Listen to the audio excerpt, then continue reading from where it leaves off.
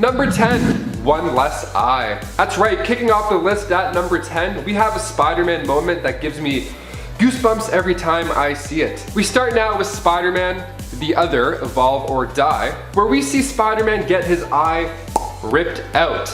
Yeah, Morlun put Spider-Man through quite the battle, but ultimately it ended with his eye being a midnight snack. Spider-Man even compared being hit by Morlun to being hit by the Incredible Hulk, saying how he's never been hit so hard in his life. He has no idea it's about to get so much worse. And before we continue, if you guys haven't done so already, please make sure to go ahead and give us a like, because it helps us out a bunch here at the studio. It's this one. Thanks a lot. Okay, now back to Peter Parker's awful life. Number 9, Man Spider. We've all wished at some point or another that we could have Spider-Man's powers. I mean, the wall crawling alone I would take. So useful. But what if you got more than you bargained for power-wise? Well, in Spider-Man Disassembled, we see this in a pretty gross way. Peter starts to become an actual spider, starting with growing an extra set of peepers. Yeah, so that's disgusting. But wait, there's more. He ends up becoming an actual spider. Yeah, so after being injected with this goop from the Spider Queen, not only does he grow some extra eyes, but he also gives birth to another Peter Parker. Yeah, you heard me correctly. So out comes Peter, and he's the same Peter Parker as before, but a little stronger, with maybe a hint of PTSD sprinkled in there. But that's not particularly new to Peter. Bonus points to Peter also for attending a wedding with the 2 extra eyes and not being noticed. Gotta love Star Trek themed weddings. You get away with everything. Number 8, Venom. Making its debut in Amazing Spider-Man 299, next up on the list we have the introduction of Venom. Venom is a symbiote from the Clintar race, and after making its way to Earth, it eventually wound up in the hands of course, Spider-Man. So this dark symbiote started to make Spider-Man's life better. I mean, he got a cool haircut, started standing up for himself, and the suit made him stronger. It just felt better. But this didn't last too long because the symbiote found its ideal host shortly after Peter ripped it off, and that being Edward Brock. Eddie had visited Our Lady of Saints Church to beg God for forgiveness before ending his own life. And then this alien symbiote bonded with him mentally and physically. Like I said, at this time Peter was there trying to get rid of the symbiote because it was doing more bad than good in his life. Now because it had originally bonded with Spider-Man, he basically is another Spider-Man, kind of. He gets the same powers Spidey used and also some of the same memories. It's actually why Eddie Brock knows Peter Parker is Spider-Man. Fun little fact. This ended up creating one of Spider-Man's best villains, and we get to see Tom Hardy reprise the role of Venom in the not so near future. Number 7, Tony Stark's death. With rumors swirling around about the next Spider-Man movie being one within the multiverse, it's only fair to go back and look at some of the sad themes of Spider-Man Far From Home, with of course being the death of Tony Stark. So right off the bat, we see Peter struggling with the weight of the world, having everybody look at him as the new leading Avenger. With most of our other Avengers off-world, Spider-Man facing Mysterio couldn't have been more grueling. This poor kid even gets slammed by a train at one point. It's easy to say this is a time where Peter could for sure go without. Reconnecting with lost friends, dealing with much older classmates like bad boy Brad, who doesn't make the first year back in school easy for Peter at all. That plus Tony Stark's inventory just being handed off to him, that's a lot of responsibility. The kid's going through a lot of pressure and puberty too. I mean, probably. What a combo. And number 6, the affair. Gwen and Norman's affair, to be specific. This is an absolute nightmare of an issue, so of course we're throwing it in here. We go now to Sins Past, which was this 5-part story that revealed that Gwen Stacy had actually had an affair with Norman Osborn. And they had kids named Gabriel and Sarah. So he meets them in a pretty wild way. We're introduced to these 2 twin characters, these new mysterious characters, and one of them really resembles Gwen Stacy, like by a lot. So Spider-Man 509, this begins, and it starts with a letter from a dead Gwen Stacy. So Peter starts to analyze the situation and the letter, and eventually finds out the secret that even Mary Jane knew about. So 7 months before Gwen's death, she gave birth to these twins with Norman. But because of Norman's blood, they aged a lot faster. And this wasn't taken too well by comic book fans, as this was written out pretty fast. Still an awful time for Peter, I'd say. I mean, even Mary Jane knew about it the whole time. So many secrets, so little time. Number 5. Helped heal Batman's trauma. During the Three Jokers comic, we learn of a dastardly plot wherein the three Jokers that we know to exist are seeking to create a new Joker to take over for them in tormenting Batman. Or to join them in tormenting Batman? It's a little unclear.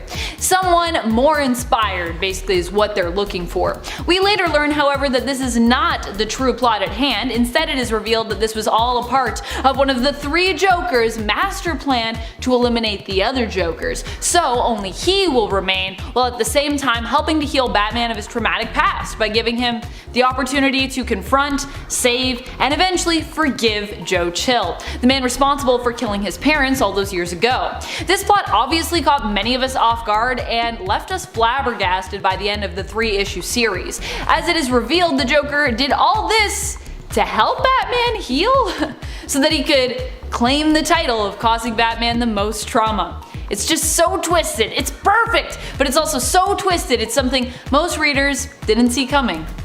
That's why it's so perfect. Number 4. Monty. In Brian Azzarello's graphic novel Joker, we see just how twisted the Joker appears to his own people, the criminal crew that often work for him.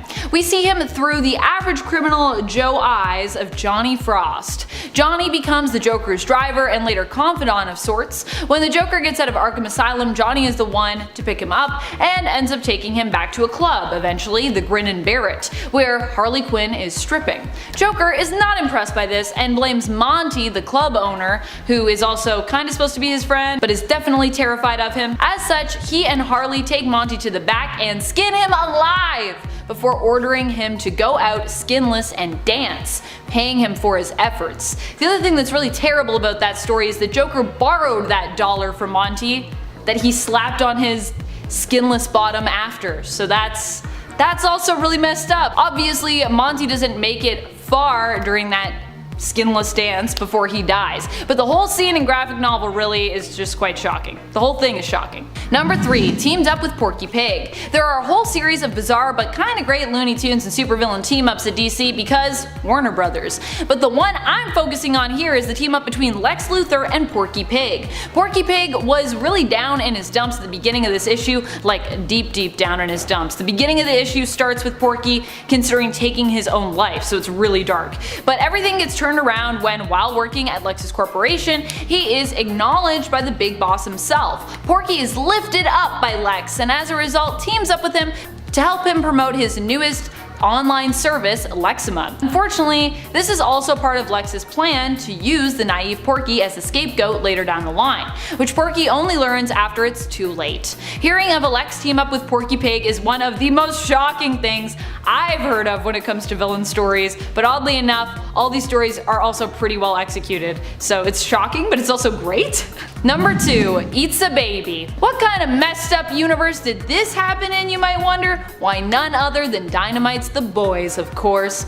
Although you might not expect that world to be as shocking anymore simply because you're just always expecting to be shocked. There are still those moments that, well, they manage to surprise you, like when we see Homelander eat a baby. Although that wasn't actually Homelander, it was Black Noir posing as Homelander. Black Noir in the comic series is a clone of Homelander who was created to be a failsafe to replace Homelander if he went off the rails. But when Black Noir never gets the order to take out Homelander and replace him, it drives him insane. And so he decides to dress up as Homelander and commit all kinds of unspeakable acts in the hopes that it'll be enough for Vought to give him the kill order that he so desires so he can finally take Homelander's place. Though if you've watched the Amazon Prime show, we still don't know who Black Noir is, so this could be a thing that comes in, could be not. I think the series is gonna go somewhere else personally. Either way, a baby was eaten in the comic series and that is just still shocking to me, even though it's The Boys and I should expect it. Number 1. Making a supervillain. Injustice was filled with shocking moments, although one of the biggest was the moment that kicked off the whole splitting of this very different reality from the history of the main continuity. In Injustice, the Joker came up with a perfect plan to corrupt one of his foes, and in so doing pretty much mess with his biggest enemy, Batman. This time around, Joker wasn't trying to harm the loved ones of Bruce Wayne, but Kal-El, Clark Kent, Superman. The Joker kidnapped Lois Lane, who we had just learned was pregnant with Superman's child. When Superman rushed to save her, he was faced with Doomsday, who he fought furiously, eventually taking Doomsday up to space in order to defeat him. Alas, it wasn't actually Doomsday that Superman had been fighting. He noticed 2 heartbeats fading and realized Joker had actually tricked him into somehow hallucinating that Lois herself had appeared as Doomsday. Oh no! So Superman killed Lois Lane and his unborn child. It was this shocking act that would lead Superman to murder the Joker and become the supervillain version of himself in this alternate reality story. Number 10. Beat up by Batman. Superman isn't the kind of guy who takes a beating lying down.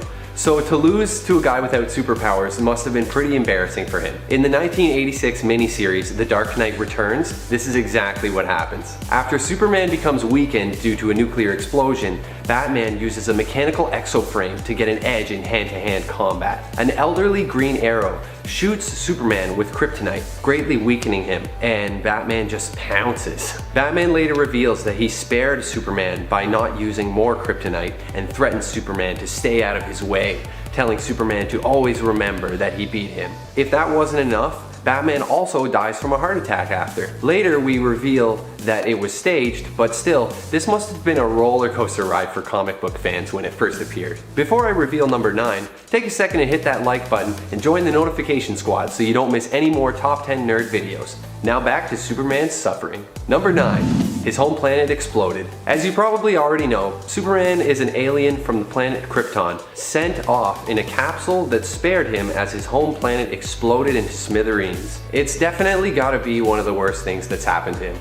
I mean, not only is his home planet gone, and he becomes a space orphan at like the youngest possible age, right after birth, but because of this, he also believes for a long time that he's the last surviving member of his race. Of course, we do meet other Kryptonians throughout Superman's story, but I can't imagine what it must have been like for him, wondering what once was. He never even got to see what the planet he came from was like in its prime. It's a tragedy for sure, but it's also one of the details that makes Superman seem so noble and self-sacrificing. Earth is his home now, and we're happy to have him. Number 8. He almost made a sex tape? In 1986, scripting for Superman comics was taken over by a writer named John Byrne. He made some pretty good changes, including keeping Superman's parents alive, removing the Fortress of Solitude, and removing some of the more cheesy stuff, making Superman more outgoing and heroic. More proactive, if you will. Anyway, he also made some really weird changes, like creating a villain named Sleaze. Yeah, that's right, Sleaze.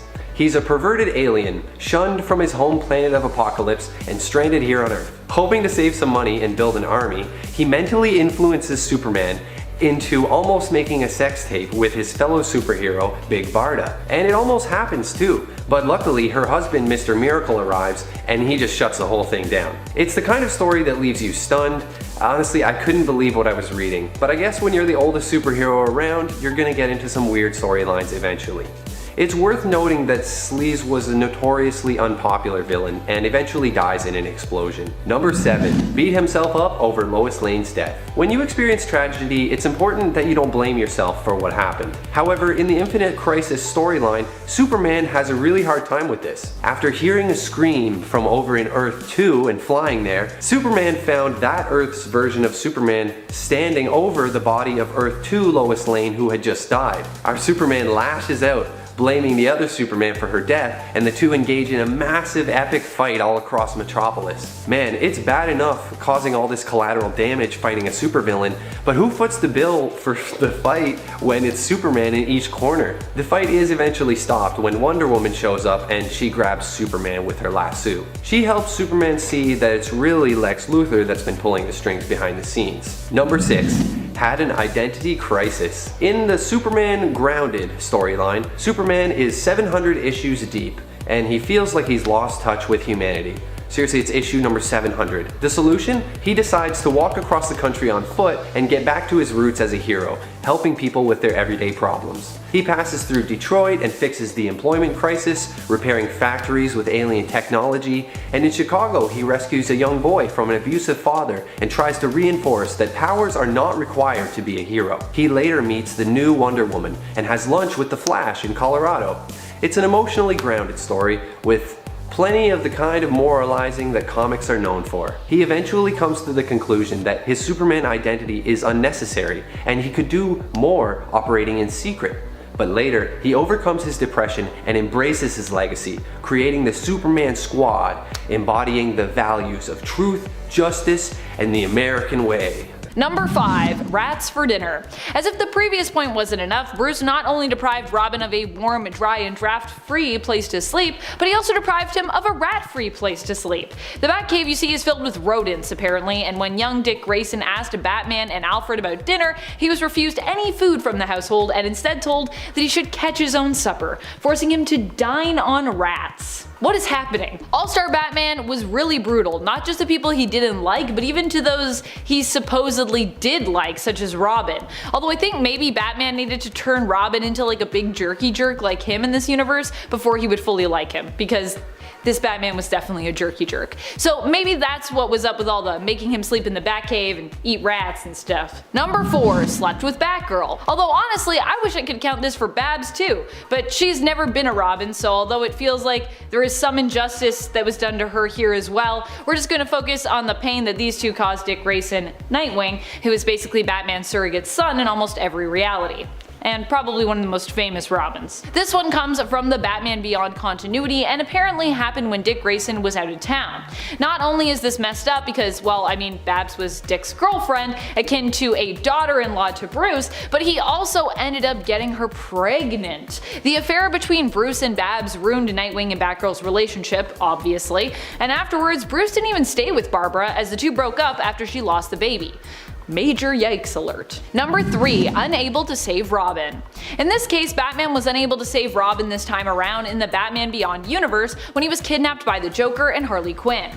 For this one, we're talking about Tim Drake Robin. Tim Drake was out on patrol on his own. He ended up kidnapped and hidden in Arkham Asylum for 3 weeks, with Batman unable to find him while he was tormented and brainwashed by the Joker and Harley into becoming Joker Jr., and also was coerced into revealing secret intel about Batman as well. This whole thing, it was pretty awful. And although Batman can't be held responsible for Joker and Harley's actions here, it is pretty strange that Robin managed to stay missing for 3 weeks, and also that he remained hidden away in such an obvious place as Arkham Asylum. I thought Batman was supposed to be one of the world's greatest detectives. The pain didn't end there for Tim either. No one would happen to catch a sneaky microchip that was implanted in Tim, which years later would actually cause him to regress, with Joker's personality gradually taking him over again.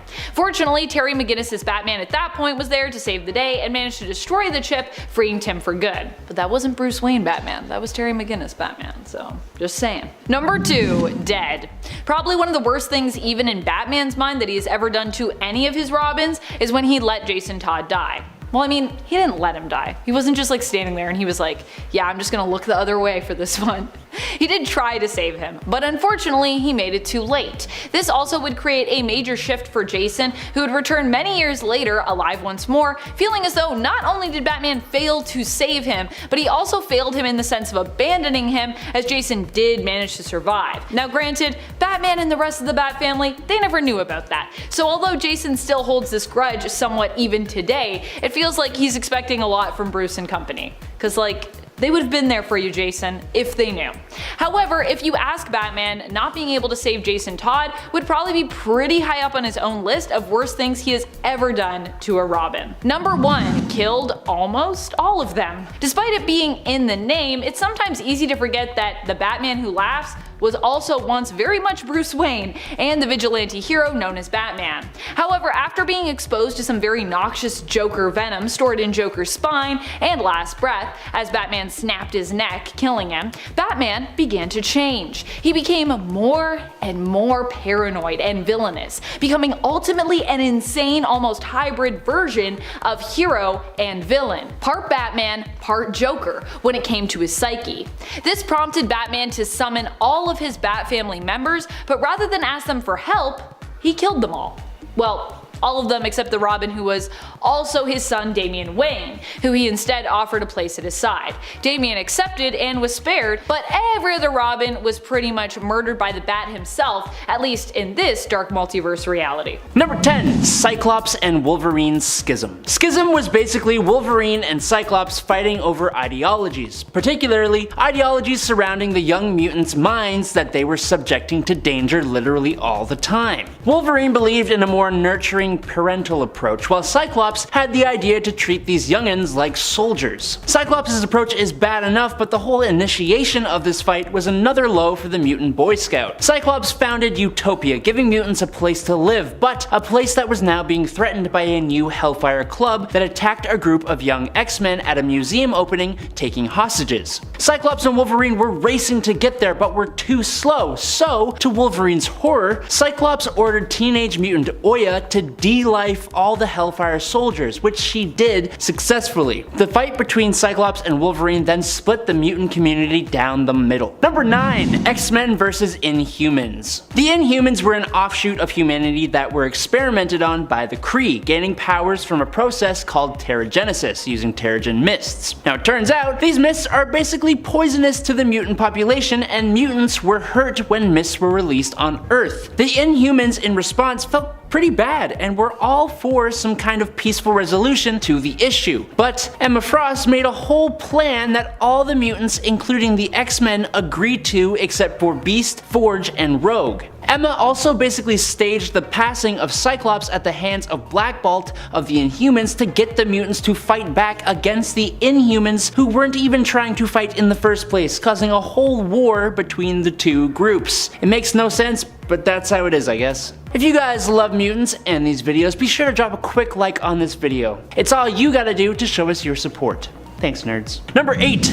Danger. While working to upgrade the Danger Room by installing Shi'ar technology one night, the Danger Room spoke to Professor Xavier and asked, "Where am I?" Realizing that the Danger Room had mutated and become alive, but still needing to train his X-Men, Professor Xavier made the choice to just ignore and hide the life form from his X-Men. Not smart, since later, the Danger Room began to control other machines in an attempt to gain a body. After sending an Omega Sentinel to battle the X-Men, the Danger Room convinced a student at the school, Wing, to de-life himself, which resulted in the breaking of its prime directive and the physical manifestation of the being named Danger, taking on a female appearance. After locking all of the students in a nightmarish simulation, Danger battled and defeated the X-Men, then went on to do a whole bunch of much worse things herself. Number 7. Wolverine. In Wolverine Origins number 29, it's revealed that Wolverine was originally sent to assassinate Xavier as a member of the secret Weapon X experiments. Xavier, obviously able to read Wolverine's mind, sees the attack coming and thwarts it by brainwashing the aggressive Canadian into becoming a member of the X-Men. He removed a bunch of old memories, implanted some new ones, and basically left Wolverine's mind a confused mess. But Xavier managed to get what he wanted, which is a powerful weapon to fight for his cause, so good job, dude. Number 6. The Phoenix 5. In the 2012 crossover event Avengers vs. X-Men, the Cosmic Phoenix Force was coming to Earth, and when it arrived, it was split up into 5, giving our heroes a new problem in the form of the Phoenix 5. The quintet consisted of X-Men veterans including Cyclops, Emma Frost, Namor, Magik, and Colossus, who began reshaping the world according to their will until they themselves became a threat. As each member of the 5 fell, those left standing got more and more powerful, leaving Scott and Emma, who were becoming more tyrannical by the minute. To stop the two of them, Professor X was recruited by Magneto, but the cosmic entity had consumed Scott and even basically made him betray Emma Frost to gain more power. After a mental battle between him and Xavier, Scott used his power to actually take the life of his father figure, mentor, and dear friend, becoming the Dark Phoenix until he was defeated by Hope Summers and Scarlet Witch. Number 5. Namor and Atlantis. As a member of the Avengers, when the very serious and long-awaited Avengers vs. X-Men event event took place, Wanda remained on the side of her crime-fighting friends. A main cause of this event was the return of the Phoenix Force, which was unintentionally split among 5 members of the X-Men. The Phoenix Five went after Scarlet Witch, which is fair, considering the crazy things she has done to cause the mutant community a whole heck of a lot of grief in the past. After one of the Phoenix hosts, Namor the Submariner, lost in his fight to Scarlet Witch, he went and attacked Wakanda. He was so close to winning too. Too bad Wanda showed up yet again and used her powers to completely wreck him, saying, "Go away," and bursting him into shards like he was a delicate piece of china. She then subdued the whole of Atlantis too. Yeah, she's pretty scary. Number 4.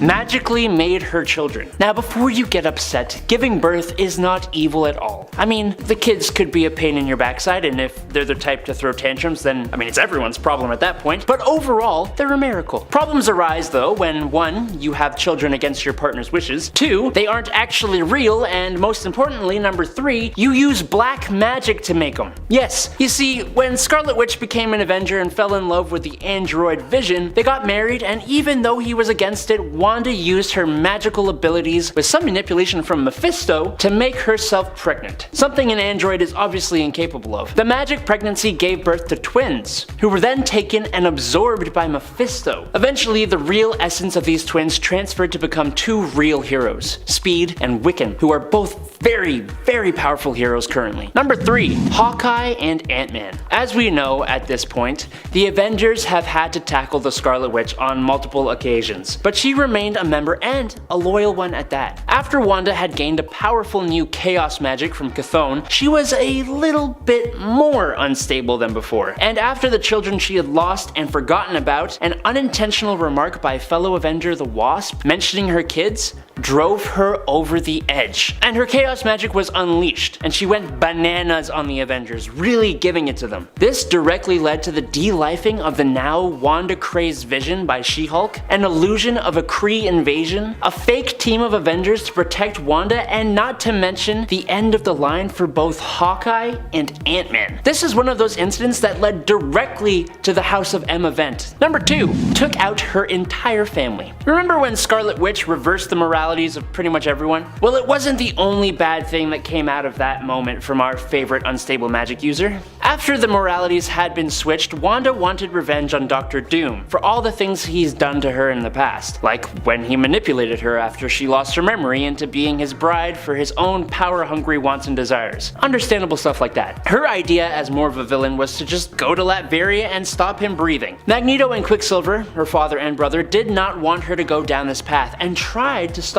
her. But being the dangerously unstable person she already is, she angrily and impulsively cast a spell that would end the life of anyone related to her by blood. Quicksilver dropped on the spot, instantly felled. But Magneto, to Wanda's surprise, remained. And that's how she and a lot of us found out Magneto is not actually Wanda's father. Oh, also she ended her brother's life, so yeah, that's kind of extremely evil. And coming in at number 1, it's M-Day. Alright, the other big one. So we know that in the House of M story, Scarlet Witch altered reality in some rather big ways, but it wasn't as if everything before this didn't happen, just no one could remember it. One mutant by the name of Layla Miller, for example, could remember the reality before, and she used her powers to restore the memories of a bunch of other heroes. Another mutant, who you might know of by the name of Wolverine, could sense that something was wrong with this reality. He and a few other heroes, including a resurrected Hawkeye, formed up into a team to put things back to normal. Seeing as Magneto was now the ruler of the world, it made sense to them that he was responsible, and they went to attack. During the scuffle, Magneto had his memories returned to him by Layla, and Wanda convinced him it was Quicksilver who urged her to do the whole reality warping thing. Angrily confronting Quicksilver, who admitted that he would have let Wanda perish, Magneto made him perish. Wanda, thoroughly angry and unstable yet again, revived her brother, yelled at her non-father, denounced Xavier, and in 3 words, no more mutants, she reverted reality and depowered 90% of the entire mutant population, resulting in a huge loss of life. All this on the day forever known as M-Day. What a great time. Number 10. Great World Leader. Dr. Doom is known for being one of the most loved of all the most vile villains around. Despite the fact that he's evil and egotistical, fans still seem to enjoy rooting for him, even if they know he's up to no good. And he usually is. Up to no good, I mean. Usually Doom finds his often elaborate plots foiled by the Fantastic Four or the various other heroes he comes up against. But one time he actually succeeded in ruling the world using the powers of the Purple Man, whom he trapped in a psycho prism. But that wasn't even the most shocking part of this deed. The most shocking part was that he was actually a really good ruler and the world flourished while under his complete control. In fact, everything was going so well that Doom became bored of it and gave up his dream of ruling the world, leaving just as the heroes had managed to break free of his mind control over them and showed up to stop him, only to find there was no one to stop because Doom didn't like the fact that there was no challenge, no one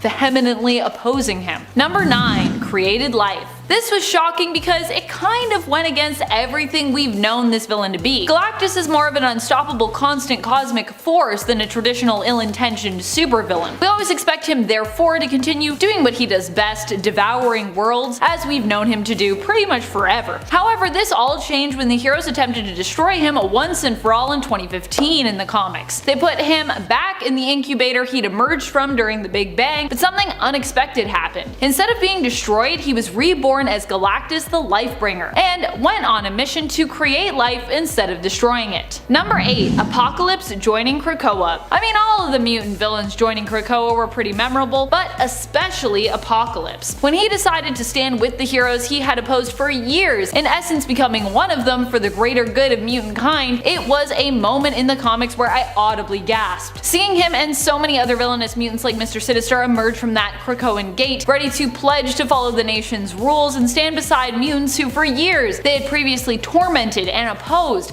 was just awe-inspiring. I love it, and yet I don't think any of us originally saw that coming. Villains choosing to stand beside heroes in order to forge a new mutant nation. Of course, given Apocalypse's backstory and the relationship between Krakowa and Arakko, I suppose we should be much less shocked now. Number 7. Through a baby. This was mostly shocking in terms of how twisted it was. For this feat, Joker managed to defeat Gordon's new wife, Sarah, using a baby. Well, a baby and a gun. Joker had kidnapped the babies of Gotham, and Sarah Essen Gordon, who was also a capable cop, had managed to track him and the babies down. She had her gun locked on the Joker but was unable to take him out because he was holding one of the infants. He then disarmed her by throwing the baby at her, which caused her to drop her gun so she could catch that baby, leaving her unarmed and making it easy for Joker to shoot and kill her. Basically, all to get back at Commissioner Gordon, who actually had to hold himself back afterward. The death of Sarah pushed Jim to the point that he was ready to kill the Joker. Pushing Jim's buttons is the sole reason, it seems, why the Joker often tortures the women who are close to him. Number 6. Torturing Barbara Gordon and her mom. When it comes to the shocking atrocities the Joker has committed, paralyzing and assaulting Barbara Gordon is likely very high on that list for most of us. But it's not the only time he's caused Batgirl a ton of grief, though the events of the Killing Joke are some of the most disturbingly memorable. The Joker also once kidnapped both Barbara and her mother and threatened to kill Bab's mom if she didn't marry him. Wow, that's pretty awful. The Joker really seems to have a thing for hurting any of the women belonging to the Gordon family. Number 5. Brainiac killed his Earth dad. Superman has a seriously lengthy history. In Action Comics number 867, Superman discovers a Brainiac drone outside of the Daily Planet and discovers that Brainiac is still somewhere out there, and all the previous encounters with him were actually just one of Brainiac's probes. Superman flies all over the galaxy seeking Brainiac to try to track him down, and during the search, he's eventually captured and taken aboard Brainiac's ship. As Superman comes to, he learns how Brainiac has been traveling the galaxy, shrinking civilians down and bottling them. He plans to bottle the Earth, but with the help of Supergirl, Brainiac is soon defeated. He has one last trick up his sleeve, however. He learns where Superman's parents live by reading his mind while he's unconscious and launches a missile at the Kent family farm. Luckily, nobody dies in the explosion, but Jonathan Kent actually has a heart attack soon after, and we later see Superman at the funeral, devastated. Number 4. Got replaced by these 4 losers. When Superman died, DC Comics saw an opportunity and created 4 new Supermen, and it was weird. The 4 new characters were based on variations of Superman's slogans: the Man of Steel, the Man of Tomorrow, the Metropolis Kid, and the Last Son of Krypton. The Man of Steel and the Kid, however, are the only ones who actually become heroes, and after some time, the original Superman returns from beyond the grave, and he has to defeat Cyborg Superman and a lethal alien Superman. It must have been really bizarre for comic fans at the time, but imagine how Superman must have felt being replaced 4 times over. Thankfully, he eventually returns to remind the city what a real Superman can do. Number 3. Killed fighting Doomsday. The death of Superman was an epic comic book event in 1993 and even received coverage in the mainstream media. Superman meets his fate at the hands of Doomsday. Doomsday is a rampaging, seemingly mindless monster, a muscular humanoid with bones protruding from his skin. The epic battle causes massive destruction across Metropolis, epically featured in the comic in large splash pages. The creators wanted to show that Superman was not actually invincible and that kryptonite was not his only weakness. This was an epic event. Writers had to sign non-disclosure agreements to keep Superman's death a secret, and Superman comics were delayed for 3 months to help push the illusion that Superman really was dead. Yes, it seems dying is one of the worst things to happen to Superman as a person, but as a character, it likely made him more popular than ever, as in the comics, Superman's death is only the beginning of a much larger story, and he makes a huge comeback. Number 2. Killed a pregnant Lois Lane. In an alternate reality, as part of the Injustice storyline, Superman suffers a real tragedy. After the Joker uses a fear toxin on Superman, he gets all whacked out and he believes he's fighting Doomsday, and he does what Superman does and takes him off up into space to kill him. The fear toxin wears off and Superman sees that it's actually Lois Lane, floating dead in the void of space along with their unborn child. If that wasn't bad enough, Joker has also remotely linked a bomb to Lois's heartbeat, and as soon as it stops beating, the bomb explodes, destroying Metropolis. This makes Superman go buck wild, and he breaks his vow to never kill, punching his arm through Joker's chest and killing him instantly. Now this was an alternate universe, but it's still one of the lowest points for Superman. And now, number 1. He died. Again, Zack Snyder's Batman vs Superman was controversial for many reasons, including Superman's death. Superman is feared and revered by the city for his godlike power, and Batman has a vision that makes him realize he better do something about it before Superman becomes too powerful. Batman nearly kills Superman using a kryptonite spear, but after hearing Superman tell him to save Martha, Batman realizes Superman isn't really a threat and he heads out to save Martha. While he's doing this, Superman confronts Luthor, who unleashes the monstrous Doomsday to fight for him. Batman and Superman fight against Doomsday together, but they're totally outmatched as Doomsday can absorb and redirect energy. Realizing that they shared Kryptonian DNA, Superman grabs the spear and stabs Doomsday with it, but not before being impaled on one of Doomsday's bony spikes and dying. Later, we see Batman reveal his plan to form the Justice League, and as the film ends, we see the dirt on Superman's grave begin to levitate. You just can't keep a good guy down. Number 10 was tricked into making out with Ra's al Ghul. In the Batman Beyond series, Ra's ends up having to face mortality and jump ship when it comes to his body when it becomes so broken that the Lazarus pits can no longer heal him. He decides to take Talia's body for his own. Not content with being in the body of his daughter, a woman, he comes up with a plot to get Bruce's old body, which he then plans to make young again using the Lazarus pits. This plan involves Ra's posing as Talia in order to seduce an elderly Bruce Wayne, making him believe that Talia has found the secret to youth and wants to share it with Bruce so they can be together. Oh, how sweet. This plan also ends up involving Ra's and Talia's body though making out with Bruce, which was not something that Bruce signed up for, especially when he finds out, wait a minute, so when I was kissing Talia, I was kissing her dad? Ew. What? What? So crazy. Number 9. Losing his fortune.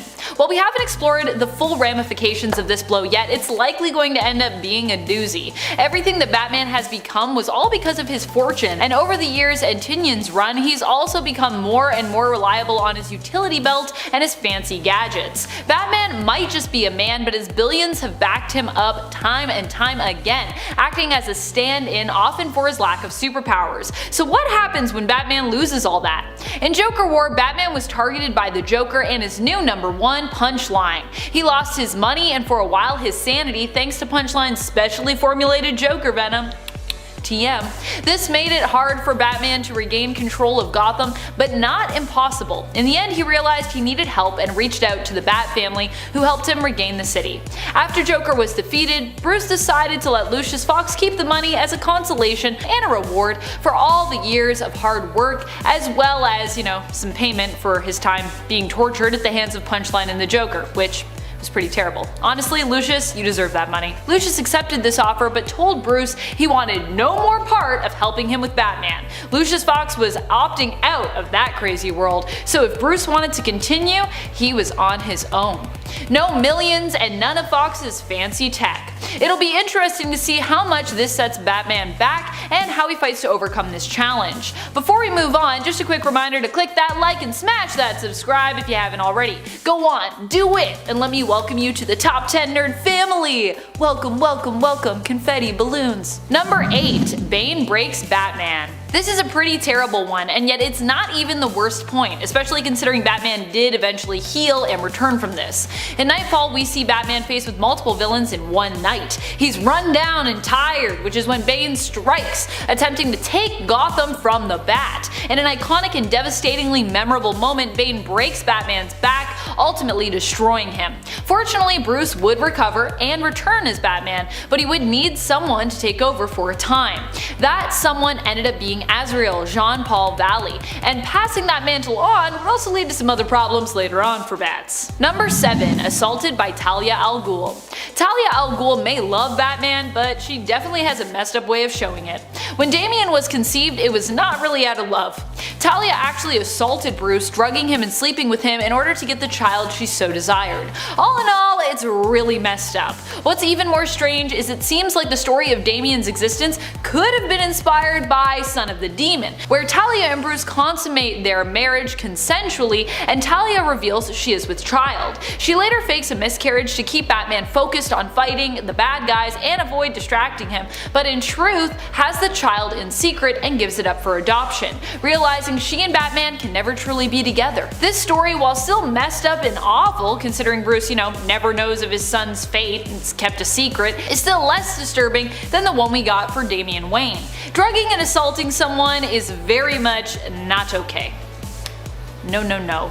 Don't do it. It's terrible. Number 6. Death of his fiancée. For those who aren't aware, there was a time that Batman was engaged. In fact, there have been multiple occasions where Batman was engaged and married. For our purposes here though, I'm talking about when Bruce Wayne became engaged to his old flame, Silver St. Cloud. Silver has been a Gotham socialite who had a passionate romance that initially ended when Silver learned of the fact that Bruce Wayne was actually Batman. She loved Bruce but couldn't stand the thought of losing him. Years later, she returned to Gotham and ended up falling back in love with both Bruce Wayne and Batman, breaking off her current engagement to a US senator. Her and Bruce were engaged, and he was even thinking of retiring from the Batman mantle to pursue a normal life with Silver and settle down with her. However, these dreams were cut short when Silver was killed by Automatopoeia, who was posing as Batman's new ally at the time, Baphomet, a man that Batman trusted so much that he even revealed his secret identity to him and welcomed him into the Batcave.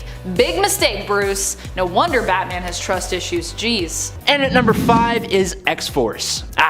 X-Force. The X-Men Black Ops team. Cyclops' own little hit squad. There are more than a few not so great things this sub-team has done. Cyclops forcing X-23 to be on the team, performing assassinations, etc, etc. It's all bad. But after Cyclops disbanded the team, Wolverine kept it going on his own, and they took on a bit of a sinister task when they decided to take out a younger cloned version of Apocalypse to prevent him becoming a threat. This particular assassination almost didn't go through, but then Phantom X just popped the little clone in the head. Yes, it's incredibly messed up, but hey, then he cloned the clone and raised it in a virtual reality to give it all the nurturing it needed to be a good Apocalypse. Number 4. Professor X Mind Wipe. Professor X has a history of just impulsively wiping and manipulating people's minds, which never goes well in the long run, but for some reason, he just keeps doing it, even to those he considers friends and colleagues. Reed Richards, with whom Xavier worked with on the Illuminati, which is a whole other bad time, feared for his son's life and built a machine that would take away a mutant's powers. Reed's son, Franklin Richards, is an incredibly powerful being with reality warping abilities and was believed to be a mutant, which he wasn't, but that's another story. Professor X took exception to the machine that Reed built, so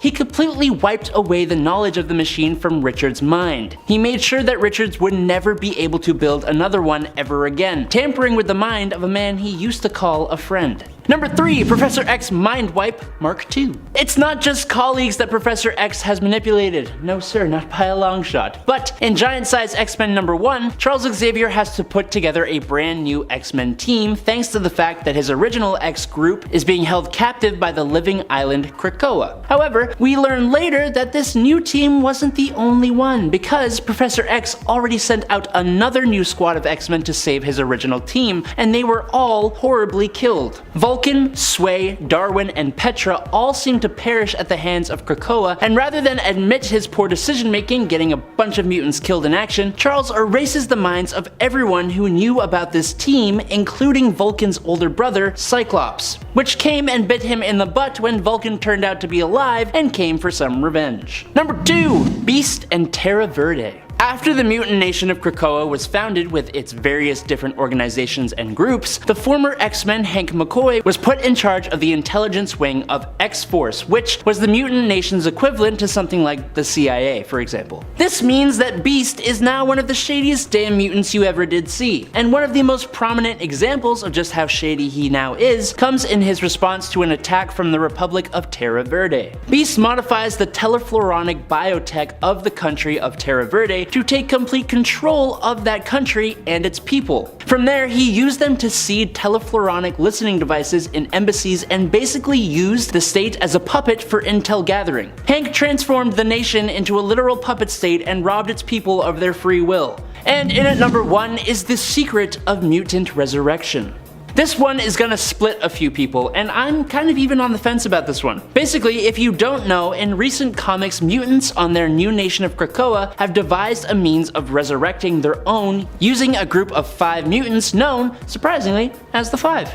Resurrection in comic books happens on an almost absurd basis, but this proven method of consistently bringing back the dead is different, and the mutants are very aware of that fact and even go to great lengths to keep it a secret from the rest of the world. The reason kinda makes sense, as 1, they can't really bring back non-mutants anyways, and 2, the amount of people who would be outraged at the fact that the mutants are allowed to revive themselves but us regular humans have to suffer through all the pain and loss of losing a loved one and can't do anything about it, it would just cause mass outrage and further turn the world against mutants. Still, devising the means for resurrection and not even trying to inform the world? Kinda hella sus. Number 10, kills. One of the worst things about Wolverine in general, but also maybe one of the best things, is that he kills. Or more now that he's willing to kill, I guess. Although back in the day, he really did kill pretty indiscriminately. And like I said, it was basically what made him one of the worst, while also being the best at what he does. Although as Wolverine has even said himself, what he does isn't usually very nice. Now Wolverine is more reserved to maiming those he comes up against, only really killing those who he feels really deserve it, who are beyond redemption. But even then, the fact that Wolverine thinks he gets to decide those folks' fate could be seen as, well, pretty problematic. I mean, Wolverine's a pretty good dude all around, but I still don't think, even as a hero, that he should get the judgment call on who lives and who dies. You know what I mean? It definitely makes him a way more complex and interesting character. I will say that, so it is good in that way. Number 9, almost killed an innocent. During his first long-running Wolverine series, Wolverine at one point must face off against Lady Deathstrike. The first time around that this happens in the series is back in the past, after Wolverine has seemingly traveled back in time via a picture. It makes a lot more sense if you read the story, but it's basically what happens. While attempting to escape Lady Deathstrike and defeat the German World War II soldiers who have infiltrated the part of Spain Wolverine is in, he and the rebels are faced with the decision of what to do with a young prisoner who has seen too much and could cause them to be captured if he's forced to talk. Prisoner's name is Jamie, by the way. I didn't write that down, but I know that, just in case you're wondering. One of the options on the table is to simply take out the prisoner Jamie, but because of his age, Wolverine ultimately helps to let the boy go and set him free. However, for a small moment there, it is implied that Wolverine has basically made the other choice and decided to kill the prisoner rather than let him walk free, with a promise that he won't tell anyone what he has seen or heard about where the rebels are headed. It's a very shocking moment where you're like, wait, did that just happen? Don't worry, it didn't happen. Oh, it only almost happened. The notion was entertained, and that I think is still pretty bad. Number 8. Relationship with Squirrel Girl. Wolverine's relationship with Squirrel Girl, as was established in New Avengers, might be considered by some to be one of the worst things he's ever done, or that was ever done to him as a character, I guess. This is likely because Squirrel Girl, aka Doreen Green, is often depicted as being from a different generation entirely than Wolverine, and that's not even considering that he's actually even older than he appears and than the generation that he first appeared in. Squirrel Girl and Wolverine were implied to have had a romantic relationship in the 2010 New Avengers series in issue number 7, and many consider it to be pretty odd. And I gotta say, the way it's also kind of weirdly like shoehorned in there, you're like, what? Why is this in here?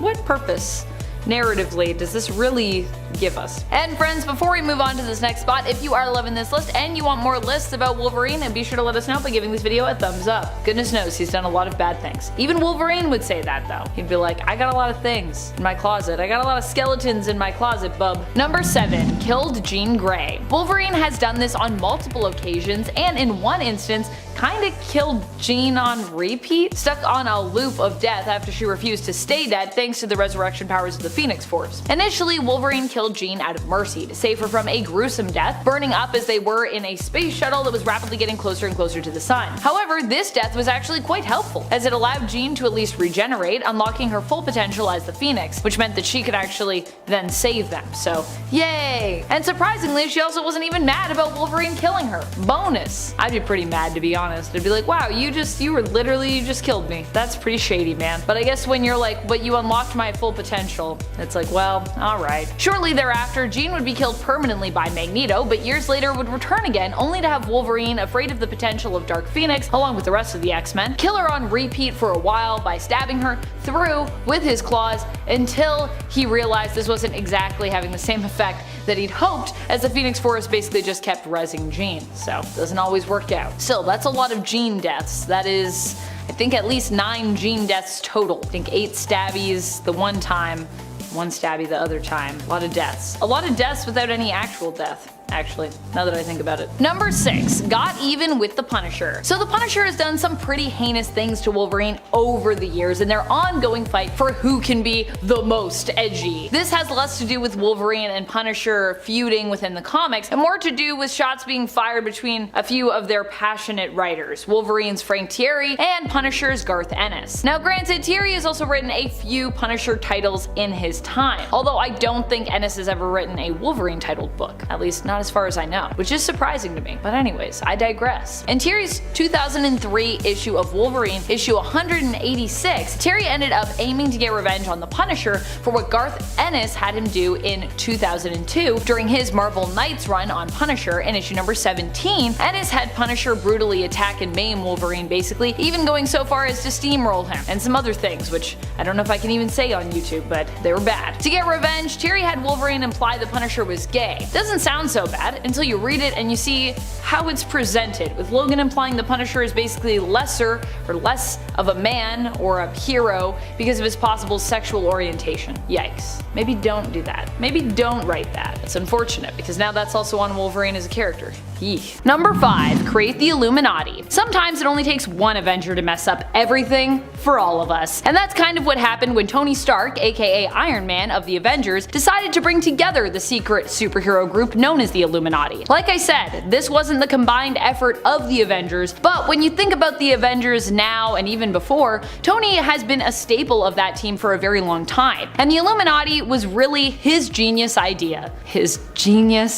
The Illuminati as a group have definitely caused more trouble than they're worth, causing a lot more problems in the cosmos than they've actually solved, playing a key role in the end of the multiverse during Time Runs Out when they couldn't save the world, helping to cause Secret Invasion and World War Hulk as well. So yeah. Number 4. Civil War II. Even worse by far than Civil War I was its follow-up, Civil War II. In this story, we got more infighting, but for less logical reasons. This time, it was Iron Man versus Captain Marvel, because I guess Iron Man just really needs to like duke it out with all the captains. This one is one we can also likely more blame on the behind the scenes, as Marvel was definitely aiming to capitalize on Civil War I's success with this follow-up, but it just didn't work out too well because Civil War II didn't really make a lot of sense for most readers. But in terms of the canon, Carol, I think, was hands down to blame here for just being, well, unreasonably aggressive on the matter that was up for debate. Whether or not to let Inhuman Ulysses, a precog, predict the future and then based on those predictions stop future criminals from committing future crimes before of course they even happen. Yeah, and I say that as a Captain Marvel fan. I'm a big Carol Danvers fan, but this one was pretty one-sided in my mind. Even I am like, I think Carol was wrong and Tony was right. And I don't say that very often. Number 3, Avengers Disassembled. Avengers Disassembled was a story arc where the Avengers essentially imploded. What had really happened was Wanda had learned of the secret being kept from her, that she'd had fake children, which she'd in essence kinda made, who had been taken from her and then wiped from her mind by Agatha Harkness. Now, Wanda didn't like that too much, and in essence turned against Agatha, killing her before turning on her friends and colleagues, causing them to lose control, attack one another, and sicking reality-warped versions basically of like Vision and dead Avengers on them. Not only did the Avengers hurt one another, but they were made to do so by one of their own, and likely were even somewhat responsible for Wanda getting to a point where she decided to turn on them.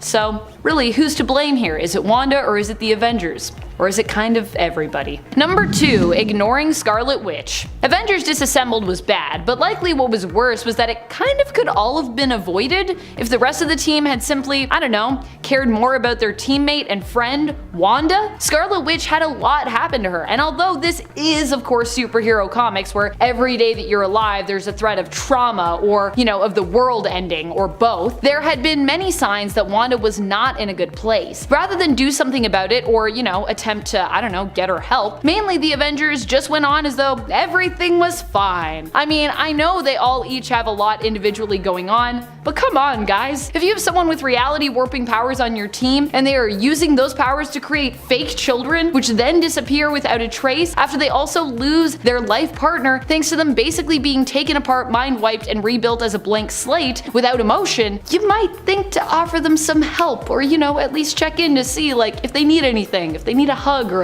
a conversation. I'm not blaming them for what Wanda did, but I would at least like to hold them accountable for being pretty much awful friends to her in her time of need. Number 1, no more mutants. Probably one of the worst things that at least one of the Avengers did was to threaten all of the mutant kind's existence with just, you know, a few words. Although admittedly, this wasn't so much Wanda's fault as it was Marvel's, who of course needed some reason to get rid of mutants for a bit because, you know, they'd sold the rights away and they weren't really profiting as much from comics involving mutants at that time, and they simply had too many of them. But reasoning behind the story aside, during House of M, Wanda in the end struck out at all mutants because her father, she felt, was more obsessed with fighting for mutant rights than he was with his actual own flesh and blood family. Although we'd later learn that Scarlet Witch and her brother Quicksilver weren't even really like flesh and blood family. To begin with, part of the reason that Wanda suffered the mental break, which caused House of M and later M Day, had to do with the fact that her friends and Avengers didn't seem to notice or perhaps care that Wanda was suffering as a result of losing her children. And in fact, let us not forget that Janet Van Dyne, the Wasp,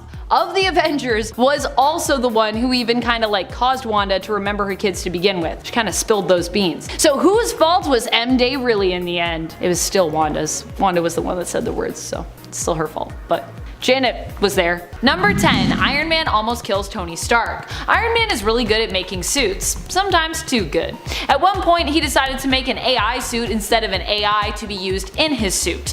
This artificially intelligent suit did what most artificial robotic intelligences do.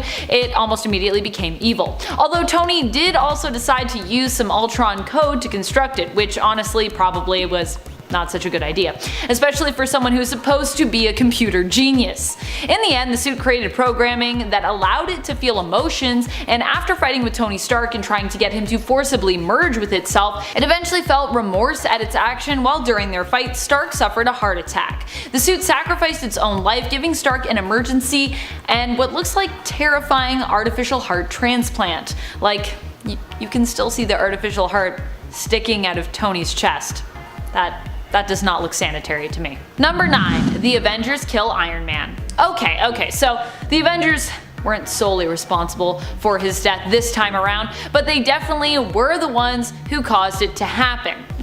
at least in part. During the events of Armor Wars, Iron Man became branded a criminal by the United States government. Among those opposing the vigilante were fellow Avenger Captain America. This, however, happened at a time where Tony Stark was not known to be Iron Man. His identity remained a secret, and Stark simply claimed that the man in the suit was actually his bodyguard, often remote controlling the suit to kind of make it appear as though they were in the same place at the same time, so no one would question his explanation of the identity for Iron Man. In the end, Stark decided, because of being declared an outlaw, to kill Iron Man, claiming that the man in the suit was named Randall Pierce, and staging Pierce's death by allowing an empty remote-controlled piloted suit to be destroyed during a confrontation with the government. This would later allow Tony to reveal himself as Iron Man, though he would at first claim another employee of his had simply taken up the mantle. But we knew the truth. It was really Tony in that suit, once again. Number 8. Zombie Hulk kills Zombie Iron Man. During the events of Marvel Zombies, pretty much almost all of the zombified heroes meet their end at one point or another,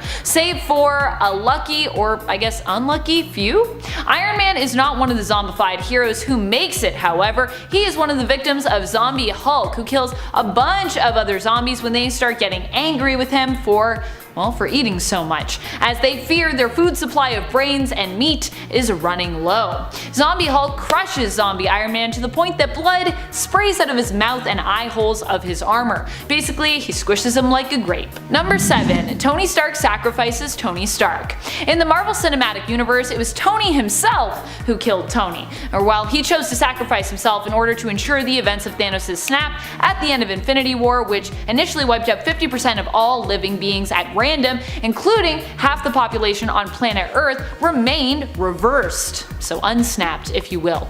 In order to bring everyone back, the heroes needed to time travel to retrieve the Infinity Stones and use them to create their own Infinity Stone gauntlet. Then the question came of, who was going to wield it. The Hulk was the one to bring back everyone using the gauntlet, but Thanos from the past returned to threaten the heroic plans of the Avengers. He attempted to guarantee that his future self's plot, and really his own plot, remained successful, but Tony managed to get rid of him, wielding the gauntlet himself and using it to wipe out Thanos and his army with his own snap. Unfortunately, because Tony Stark is just a man at the end of the day, the amount of energy this required ended up killing him, despite him wearing his Iron Man armor at the time. Number 6. Dark Avengers kill Tony Stark's evil brain. In issue 190 of the Dark Avengers, we get a glimpse into the pocket reality of Earth 13584, where New York is one of the last vestiges of human civilization that various superhero factions fight for power over. One such faction is led by an evil Iron Man who is now just a brain. His armor was crushed by a giant Janet Van Dyne of the same pocket dimension reality. As his brain ejected from the armor, Trickshot of the Dark Avengers, Barney Barton, Clint's brother, shot the brain with an arrow, killing this alternate version of Tony Stark. Number 5. Actually killed innocents. Other than Jamie, who Wolverine seemingly almost had killed but then ultimately did not have killed, and the countless other baddies that Wolverine has faced and defeated over the years, there are also other youngsters that Wolverine has been forced to take down. One of the worst moments where Wolverine has been forced to eliminate a youth happens actually outside of the main continuity in the Ultimate Universe, the reality of Earth 1610. Here, Wolverine is sent on a mission to do the X-Men's dirty work by taking out a young mutant who threatens the very rights mutants are basically fighting for. The sad part? Really isn't this kid's fault. His mutant power simply manifested without him knowing and caused him to accidentally vaporize the entire residents of his town, including seemingly his high school crush or his girlfriend or sweetheart and his parents. So really feels pretty bad, and you're like, wow, Wolverine, really, wow, that's what you're doing? But he's like, hey, I gotta protect the mutants or something by killing a mutant or something. Seems a little shady, the reasoning there. Number 4. Became Apocalypse. Of course, this one also did not happen in the main continuity, but hey, it still happened, so it still counts. This all went down in Age of Apocalypse, where Wolverine, here known as Weapon X, would fight against Apocalypse for most of his life. At one point, he was part of Magneto's X-Men, but would leave them to rescue Jean Grey, his love and later his wife, and fight alongside her against Apocalypse in their own way. Eventually, however, Jean was believed to have been killed and Weapon X would become a recluse, only to find out years later that she was actually alive. Dun dun dun. When the Celestials returned to Earth following the death of Apocalypse, James Howlett offered himself to the Celestials in order to prevent the destruction of Earth. However, this caused him to become the very villain he had hated the most, as the Celestials used tech to modify him, giving him great power but basically warping his mind, and causing him to become Apocalypse's heir, known as Weapon Omega. He was basically just like, evolution is what it's all about, baby. People were like, but don't you see? You're Apocalypse now. And he's like, but it's different. I'm trying to save people by killing people. Wait a minute, maybe you're right. Number 3, killed the mongrels. These last few spots are definitely all competitors for the number 1 spot on this list in my opinion. This one is especially bad because the mongrels were actually Wolverine's children, although he didn't know it at the time that he was forced to fight them. They were rounded up by his known son with Itsu, Daken. Daken was working with the Red Right Hand, a group who had a personal vendetta against Wolverine. Daken created the team known as the Mongrels, not even really to defeat Wolverine, despite Daken having trained them himself. It was kind of like a win-win situation for him. Either Wolverine would be killed by the children he didn't know or had forgotten he'd sired over the years, or Wolverine would end up killing them all. The latter was kind of how it went down, and when Wolverine learned that the members of the Mongrels had actually all been his children, and he didn't know that, he was pretty heartbroken. So I guess point 1 for Red Right Hand and Daken. Only sad points for Wolverine. No points for the Mongrels because they died. Number 2, made moves on MJ. So this one is so awful, it of course cannot come from the main canon of Earth 616. Instead, this point comes to us from the alternate reality of Earth 1610, also known as the Ultimate Universe. After Wolverine had she attempted to get back at him by making him telepathically swap bodies with the person he hated the most, which ended up being Peter Parker, aka Spider-Man. Although Jean later says, oh sorry, I didn't know this would happen to you, Peter. Oops.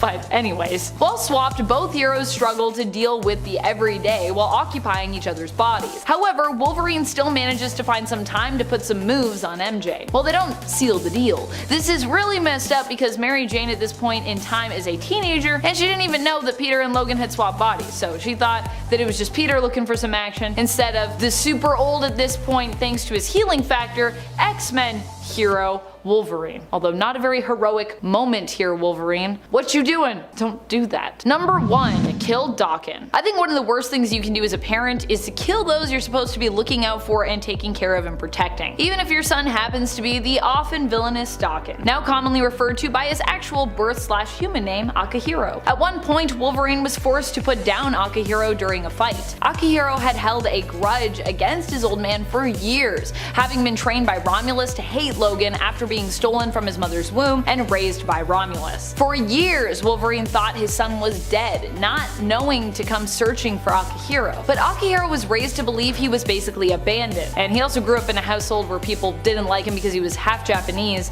and half Canadian, so that was another issue. Thanks to some plotting from the devious and diabolical mind of Victor Creed, aka Wolverine's nemesis Sabretooth, Wolverine was forced into a death match with Daken, a match that ended with Wolverine killing Akihiro, drowning him in a puddle, while sadly thinking of what could have been had Akihiro been given a chance at a semi-normal life, being raised by Wolverine and of course his now deceased mother Itsu. What would it have been like if their life had been happy? We'll never know because he gets drowned in a puddle. But don't worry, Akihiro's alive and well now, so it all fixed itself. And now he and Wolverine are on great terms, so never mind, I guess. Number 10, took his own life. Right in front of Robin, no less. Of course, this was all part of a plot to get into the exclusive Death Cheaters Club, but he still made Robin take part in this wacky scheme. Not only did Robin have to stand by and witness Bruce drink a poisonous concoction so that he might momentarily die, but he also was involved in that scheme. It was Robin's role to go and retrieve the doctor, who was at Wayne Manor to visit the elderly butler, Alfred. Dick had to pretend this all happened randomly, by the way, and wasn't planned at all. While the doctor attempted to revive Bruce, he began to worry with every passing second if Bruce would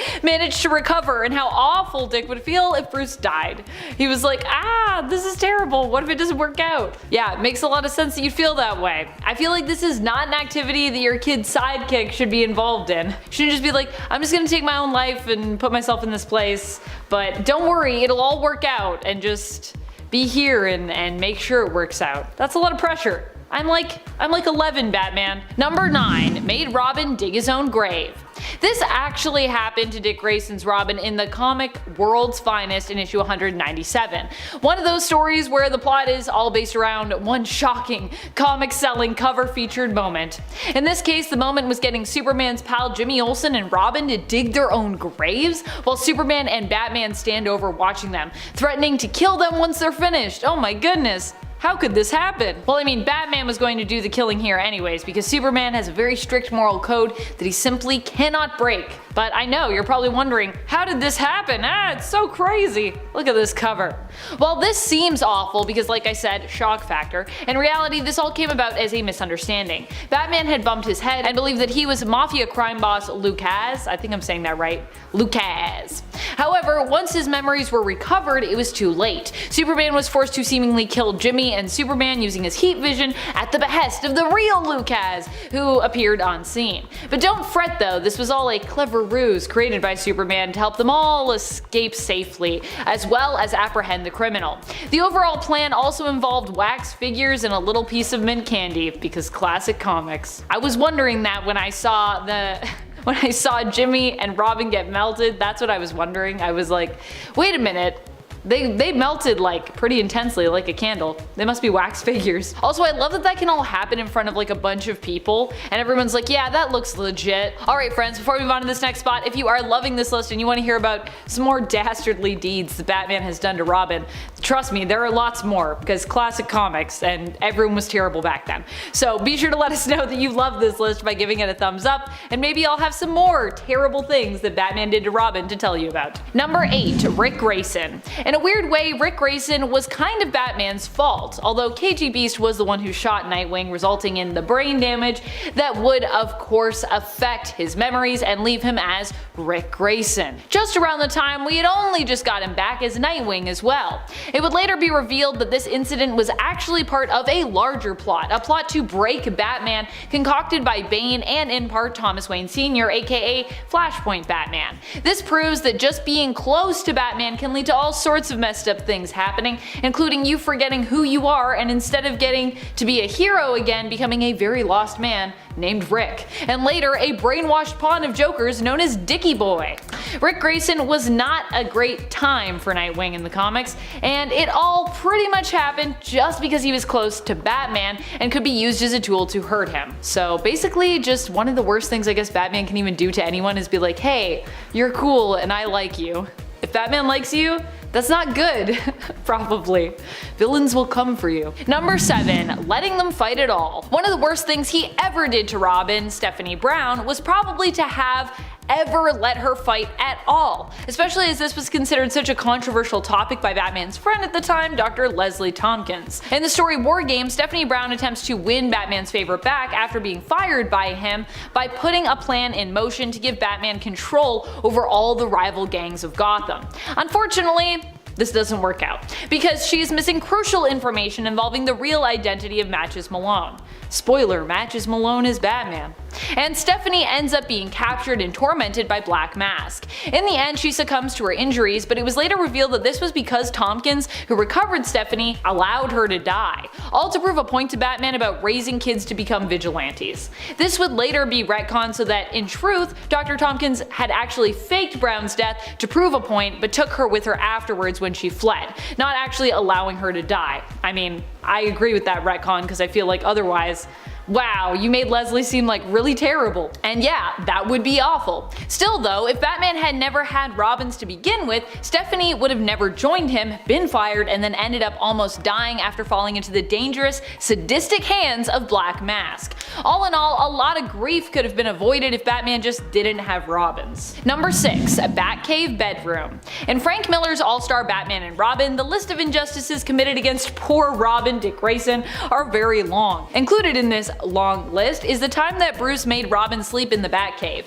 Literally, Bruce Wayne is a super rich millionaire type who has a giant house and could have let Robin sleep anywhere else. But here, Batman is trying to, I don't really know, is teach Robin a lesson? Torment him into submission? I'm not really sure of the motivation, but either way, he feels it's better if Robin is forced to sleep in the Batcave to learn probably some kind of lesson.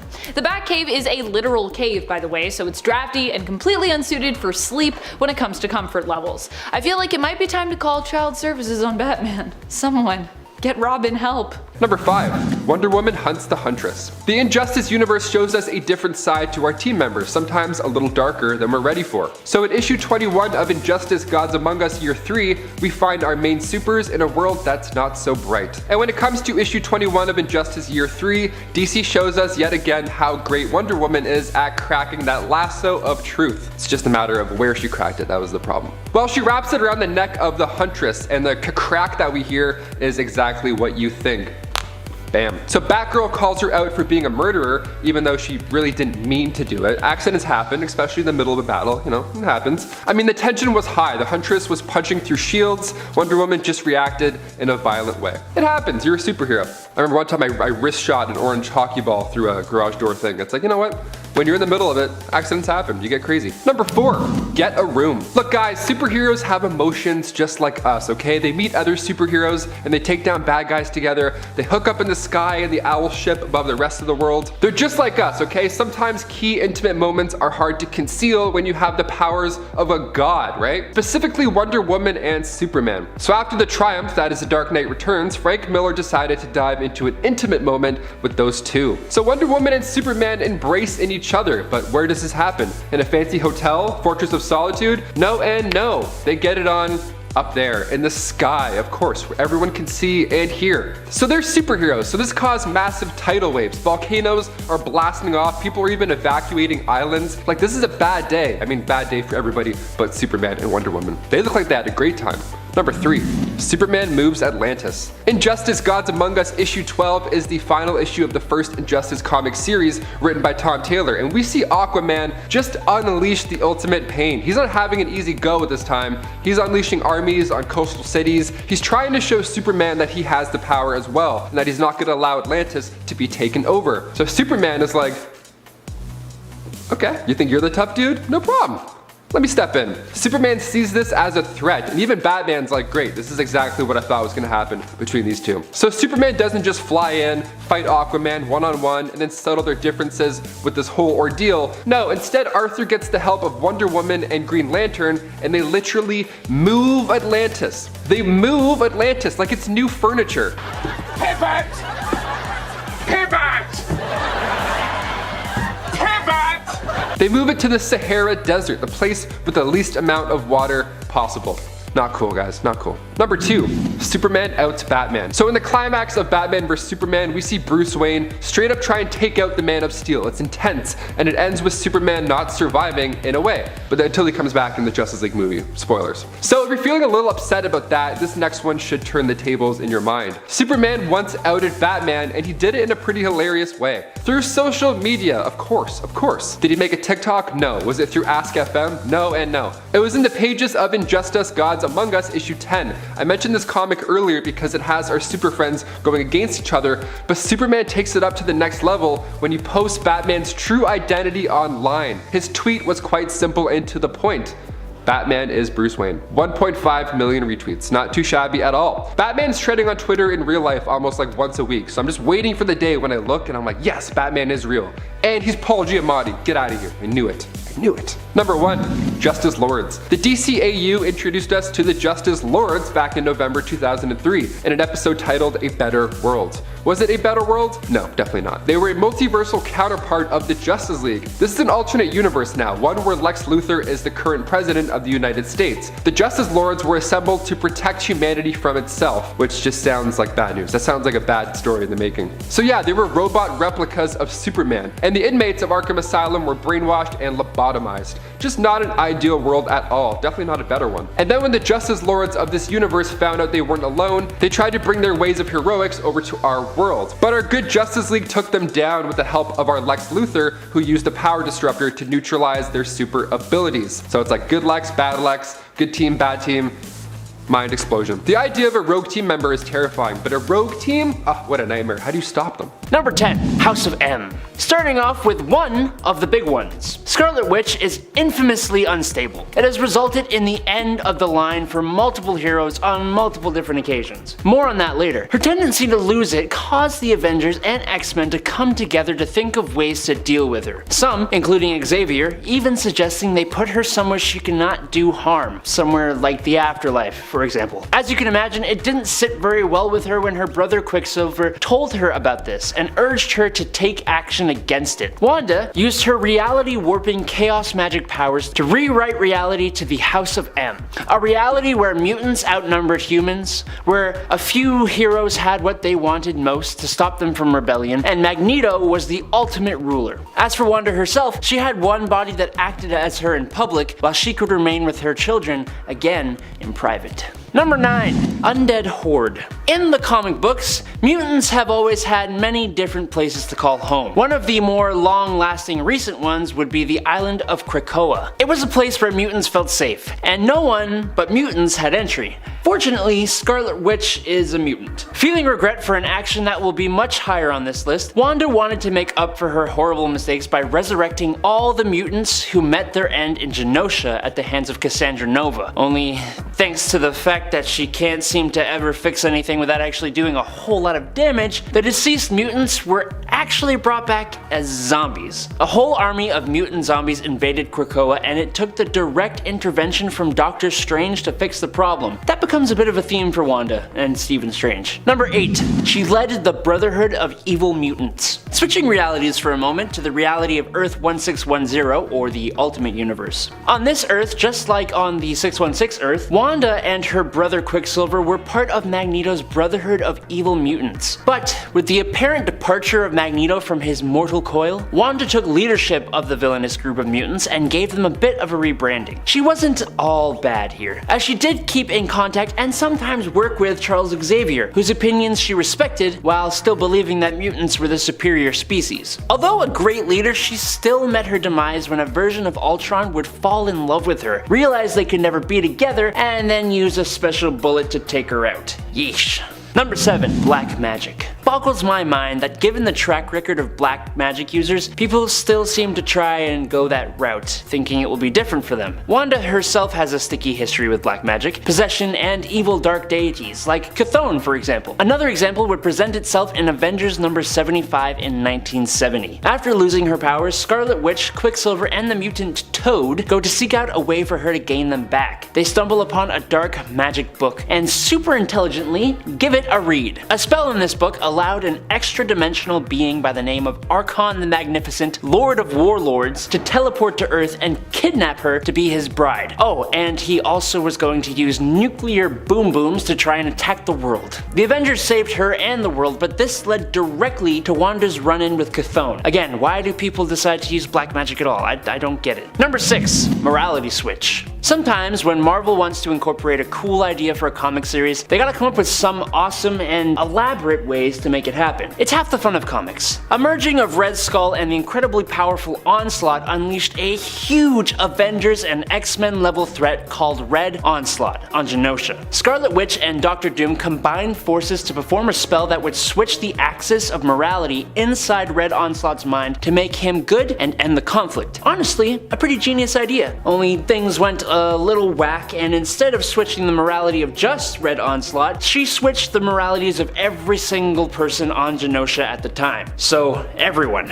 Every villain became a good guy and every hero became bad. It was honestly pretty cool, but yet another time Wanda messed up a spell and affected everyone. Number 5. Diner Massacre. When it comes to gruesome acts that supervillains have committed, one of the most shocking and traumatizing to read is the massacre that Dr. Destiny created in Neil Gaiman's Sandman. What's more shocking is it all took place because Dee was bored, and this was his way of staying entertained and having fun. It took place at a 24-hour diner, and it involved the patrons and staff there who found themselves trapped and shackled to Destiny's will as he wielded Dream's Dreamstone. Using that ruby, he made those in the diner get intimate, fight one another, torture each other, eat one another, and eventually brought them all to a twisted and bloody end all their own. By the time Dream arrived, all of his victims were dead, and the diner was covered in body parts and drenched in blood from everything that had happened over the past 24-hour period, where Dr. D kept them trapped there and held them as his manipulated and therefore seemingly willing prisoners. Number 4. Lex for president. One of the most shocking moments for me in the comics was when Lex Luthor was actually elected to become president of the United States. What's more, he actually didn't have a terrible platform. President Luthor got elected after promising to ban fossil fuels, and after highlighting the previous administration's failings when he stepped in to help solve the problem of Gotham following their suffering of an earthquake and resulting chaos in the No Man's Land story arc. Eventually, Batman and Superman managed to expose President Luthor as the villain he truly was, acquiring a recording of him making an arms deal with Darkseid. Yeah. Not a good move there, President Lex. This also wasn't the only time we've seen Luthor be elected as President of the USA. It also happened in Mark Millar's Red Sun story and in the Justice Lord's alternate universe from the Justice League animated series. Number 3. Made their sworn enemy kill their own son. One of the most shocking revelations in comics was following a tragic scene where Wolverine was forced to kill his own son, Daken, who he believed posed too great a threat if left to live. He fought against Daken and eventually drowned him in a puddle, killing him. This scene was made even more heartbreaking through Wolverine's inner monologue, where we see Logan imagining what a normal life with his son and wife would have been like had Itsu not been killed and they hadn't all been separated. After Daken is dead and Wolverine cradles his body in his arms, Sabretooth shows up and confesses that Logan killing Daken was all part of his master plan, and that he had actually manipulated both of them into this final fight, knowing Wolverine would kill Daken and then be left haunted by the memory of doing so for the rest of his life. Number 2. Pretty much everything Kilgrave does. Whether we're talking about the comics or the Jessica Jones live action series, pretty much every villainous deed Kilgrave has ever committed has been shocking. He kidnapped and assaulted Jessica Jones back when she was Jewel, and later on sent her to kill other heroes and friends when he sent her back to the Avengers mansion. In Jessica Jones' series, many moments come to mind as being some of the most shocking, but one that still haunts me is when the Purple Man, played by David Tennant in the show, threatens his father by forcing him to slowly lower his hand into a pulsing blender. Then, of course, there was the moment that Jessica managed to save Hope early on in the show, only to discover that Kilgrave had planned for that to happen, and that the reason Hope had fought hard to stay with Kilgrave is because he had commanded her to kill her parents when she was reunited with them, which I actually had to pause that show and take a break because I was so shocked. Number 1. Had a slice of pie. This one didn't affect the entire world or anything like that, but it did turn an innocent moment into one of the most shockingly sinister ones ever that I've read. In the Umbrella Academy series, we meet Hazel and Cha-Cha, time-traveling assassins. Our introduction to these villains in the quite unorthodox superhero story involves them eating apple pie while in their bear and dog masks respectively. They ask the server at the diner they are eating at what the secret recipe is, and overhearing their compliments, the chef comes out to share that others have traveled from far away and offered him great sums of money to get that secret, but that he joked in the past, "You'd have to chop off my arms and legs to get that secret out of me." The next scene features a bloody Hazel and Cha-Cha, who we later learn have been busy chopping off the chef's limbs. Oh yeah, they also become so distracted by a call from their boss that when the chef actually reveals that canned apples are his secret in that apple pie, they have no idea what he's talking about anymore. Mostly they just really like torturing people. And I guess a good apple pie. Who doesn't like a good apple pie? Number 10. Lost his nose. After Wolverine lost his adamantium from Magneto ripping it out of him, which was also a pretty terrible thing he suffered through, he also lost his nose along with it. It seemed that without the adamantium, Wolverine then reverted to an animalistic state, which has been on and off characterized as some part of his mutation, or alternatively he gets it from his biological father. During the time he was without his adamantium as such, he also started to appear more animal-like, and as a result somehow lost his nose for some time in all the chaos of art that followed. Though thankfully Logan would eventually get his nose and his adamantium returned him once again. Number 9. Possessed by the Black Blade. The Black Blade was forged by a man named Muramasa himself, a legendary sword master who built the blade using a part of his soul. Known for being a madman, the fragment of his soul would live on and possess whosoever wielded it, making them also mad and in essence bloodthirsty. We saw this happen to Jessica Drew in the 1989 Wolverine series memories, and then saw Wolverine manage to save Jessica when he himself took the blade from her. He thought this would kill her, but instead the soul of Muramasa within the Black Blade merged with Wolverine's, seeing him as a kind of kindred spirit of sorts. Wolverine then found himself possessed, and during this time almost killed Jessica Drew and the Silver Samurai as a result. Fortunately, he managed to assert his own will and reject the Black Blade's influence in the end, but being possessed is of course never fun, although I don't think he would have been too beat up if he had ended up killing the Silver Samurai while possessed. Number 8. His wolf family getting murdered. Wolverine has more origins than I have fingers. One such origin tale for him allows us to see him living with wolves, retreating to the wilderness after suffering a great trauma. The pack he lives with has become his family, and he takes great pride in taking care of his family and their newest cubs. However, Wolverine's curiosity one day gets the better of him when he and his pack run into the White Bear, a mysterious and uncommon sight for them. Wolverine senses the bear is out of place and tries to help it by leaving it gifts of food. Unfortunately, he seems to be unable to help it, until the bear one day manages to follow the scent of Wolverine's pack, tracking them down and slaughtering them. Wolverine returns home to find his family killed and devoured by the bear. With a mix of emotion, Logan himself strikes out and kills the bear, falling himself but recovering after a short while. Poor Wolverine can't even have a wolf family in the comics without some tragedy coming along and ruining it. Number 7. Forgot who he was. The amount of times that Wolverine has had his memories blocked, altered, and experienced amnesia is numerous. If you go back to some of his early years in the comic, he even seems to be somewhat lost in terms of really knowing who he is or why he is the way he is. In Claremont's Wolverine run from 1989, Wolverine even seems to have very little idea of what his early life was like. At this point, he even seems to believe that his claws are completely made of adamantium, and that they were even implanted inside him and are not actually part of his mutant powers, but he doesn't seem to recall who implanted these claws or why. Later on, we learn that Weapon X was responsible for the adamantium that was fused and coating his skeleton, and that his claws underneath were actually made of bone. We'd also learn that these bone claws were part of his mutation, and not created in some lab like he'd originally believed. Due to the amount of times his brain has been tampered with and his unique healing factor, Wolverine on a regular basis seems to forget various things about his past. His mind is constantly foggy when it comes to what he has done and even sometimes who he is. Number 6. Entire family was murdered in the Old Man Logan story. Logan actually manages to settle down and start a family with a woman named Maureen in the Apocalypse. Together they have 2 children, Jade and Scotty, likely named after Logan's old friend and sometimes rival, Cyclops aka Scott Summers. Unfortunately, when Logan is forced to go on a mission to earn rent sooner and in a higher sum than expected by the Hulk gang, he returns on time, in fact earlier than that, only to find that the Hulk gang got bored and murdered his entire family anyways. His 2 kids and Maureen are all dead. Logan gets his revenge, of course. Tragically though, it does nothing to bring back that which he has lost. Number 5. Failed Barbara Gordon. One of the hardest failings for Batman was when Barbara Gordon and her father, Commissioner Gordon, were successfully targeted by the Joker. Caught unawares, Babs found herself shot through the spine and paralyzed as a result of the attack. She was assaulted and tormented by the Joker, who took pictures of her in pain and undressed for the purpose of making her father insane. This all happened in Killing Joke, and though not all of the events of that story are canon, Babs' pain and becoming paralyzed were made canon. Batman has always felt awful for what happened to Barbara, has never really blamed her, and if anything, himself feels more guilty for the fact that he wasn't able to protect her. Number 4. Death of Jason Todd. The loss of Jason Todd hit Batman hard, and who is to blame? Those who voted for him to be killed. It's your fault. Well, actually, it might not be your fault. You might have not been alive, or you may have not voted. Anyways, some people don't even believe the vote was real still, that it's all a conspiracy. And yet, I digress.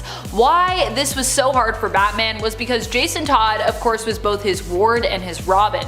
Though the two had a falling out previously, Batman ended up teaming up with Todd once more to help him find his birth mother. Although they found her, it was revealed that she was involved in a plot with the Joker, which ended up resulting in both her and Jason's death. Batman would never forgive himself for what happened to Jason, and when Jason returned from death, it was made evident that Jason likely wouldn't ever be able to fully forgive Batman either. He's like, I died because of you, because you didn't save me. Which, you didn't save him, so I guess sort of fair. Number 3. Death of his parents. Obviously one of the worst things to happen to Bruce Wayne happened early in his life and would have to be the death of his parents. Without them dying, he wouldn't be the man he is today, for better or for worse. It's actually an interesting thing to imagine a world where Bruce gets to keep his parents and grows up normally. Would he still grow up normally? I wonder. The death of his parents tormented young Bruce so much that it, along with the freak encounter with the bat, inspired him to become the masked vigilante known as Batman. So in a way, it's this trauma that has led to so much of the other awful experiences that Batman has suffered through, countless physical injuries, as well as mental and emotional turmoil. Not only that, but the loss of his parents has been a trauma that Batman has never healed from and has carried throughout his entire life. Number 2. Death of Alfred. Although his parents' death changed him forever, he was left with at least one father figure to help him carry on, the faithful family butler, Alfred Pennyworth. Alfred served Master Bruce, but also took care of him and raised him, acting as a father to him. Alfred has come in harm's way a few times in the comics, but one of the most devastating blows that both he and Master Bruce had to suffer came when Bane full-on killed Alfred, snapping his neck. Bane was working to break Bruce fully, and this was just another part of his master plan. He even was part of Catwoman kinda leaving him at the altar, which is another terrible thing that happened here. Bane had taken Alfred hostage and told the Bat family to stay away or else. Damian, however, didn't listen, believing he could take Bane down himself. When Damian failed, Bane killed Alfred, and in so doing, broke Bruce's heart. Number 1. Tortured and killed on repeat. When Joker received 99.9% of Mr. Mixia's Pitilix power, he used it to wreak all kinds of havoc. One of the things he used these new epic reality warping powers for was to torment Batman forever on repeat. Daily, Emperor Joker would torture and kill Batman, although in the end Batman was the key to Joker's defeat, being Joker's one true weakness, since his identity was so closely tied to Batman's. However, Batman was left so traumatized by these events that he became a broken man, a shadow of his former self, unable to operate as a hero. Superman actually had to steal the memories of this experience away in order to return Batman to himself once more so he could resume being a hero and just, not being a complete mess. Wow, yes, so Batman has lost all of that and more over the years, though he often has a tendency to gain back those things he's lost and heal from his past traumas. There are some losses and scars that remain with him to this day, shaping him into the hero and the man he has become. Number 10. Reveals their true colors.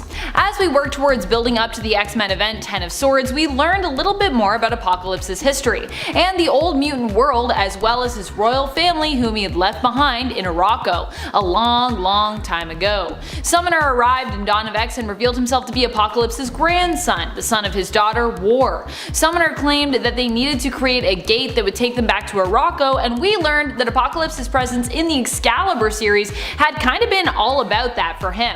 But the most shocking moment didn't come from Apocalypse himself, but from Summoner, who revealed that they were not indeed on the side of the mutants, and that their true plot was to lay a trap for their mutant grandfather and those fellow citizens of the mutant nation of Krakowa. Apocalypse ended up almost dying, while the mutant rockslide Santo Vaccaro actually did lose his life and was even unable to be properly resurrected due to the nature of his death. Number 9. Kills Robin. Anytime a Robin dies, it's pretty traumatic, whether we're talking about Stephanie Brown being killed by Black Mask or Jason Todd being beaten to death and then blown up by the Joker. However, the first time these things happen tend to be the most shocking and most iconic, making Jason Todd's death just that more startling when it happened in Death in the Family. Despite the fact that there was a poll in place for people to vote on whether or not Jason lived, most wrote off the poll as not really mattering and being more of a gimmick than something that would actually affect the story. So everyone was exceedingly shocked when Jason Todd was killed off as a result of people voting for that to be the story's ending, even though, we all knew that was probably gonna be the story's ending, because you probably voted for that, but whatever, I guess. Still shocking. And before we get to this next point, I just wanted to say thank you so much for being here and watching this video. If you could, it would help us out a ton if you click that subscribe and click the like on this video. It really does help us out and we do appreciate it. Number 8. Dr. Manhattan's power. Batman Who Laughs is still a relatively new villain in comic history, but he quickly rose in popularity since his introduction. And he continues to not only rise in terms of his ever-expanding fan base, but also in terms of his power level. He was originally allied with Barbatos and then Perpetua. Currently, the Batman Who Laughs proved his mettle in a battle against Apex, Lex, and has the powers of Dr. Manhattan, which he stole. Yeah, he stole those powers. It's nuts. And while he is a villain who, we expect to do all sorts of crazy things like stealing Dr. Manhattan's powers, the Batman Who Laughs still manages to surprise those of us us who are already expecting a surprise from him in the comics with his diabolical and most devious plots. You can just never follow him. You're like, he's probably gonna, oh, and then he did something else. Okay then. Number 7, Adamantium go bye-bye. Bye-bye, Adamantium. There you go. Gone. One of the most brutal things to happen to Wolverine in the comics as a result of the mutant villain Magneto, who now honestly is more hero than villain in the comics. However, at the time, Magneto ended up pushing the X-Men to a breaking point when he used his powers as the Master of Magnetism to pull all the adamantium out of Wolverine's body. Miraculously, Wolverine managed to survive the de-adamantizing process, but it cost him his nose and his wits as he became more and more animalistic. De-adamantizing, yeah. That's a word now, friends. I just made it a thing. Eventually, Wolverine would get his adamantium back, but the moment where it was taken was quite brutal. Number 6, breaks a back. One of the most shocking moments in comic book history comes from the Batman story Nightfall. In issue 497, in a story aptly titled The Broken Bat, Bane finally managed to defeat the undefeatable Caped Crusader. Batman was run down from working overtime when it came to being faced with all of Gotham's villains in one night. Bane took advantage of this and managed to break Batman's back over his knee, meaning that for a time, Batman had to retire while he healed. And at the time, many actually wondered if Batman would ever fully heal and return again.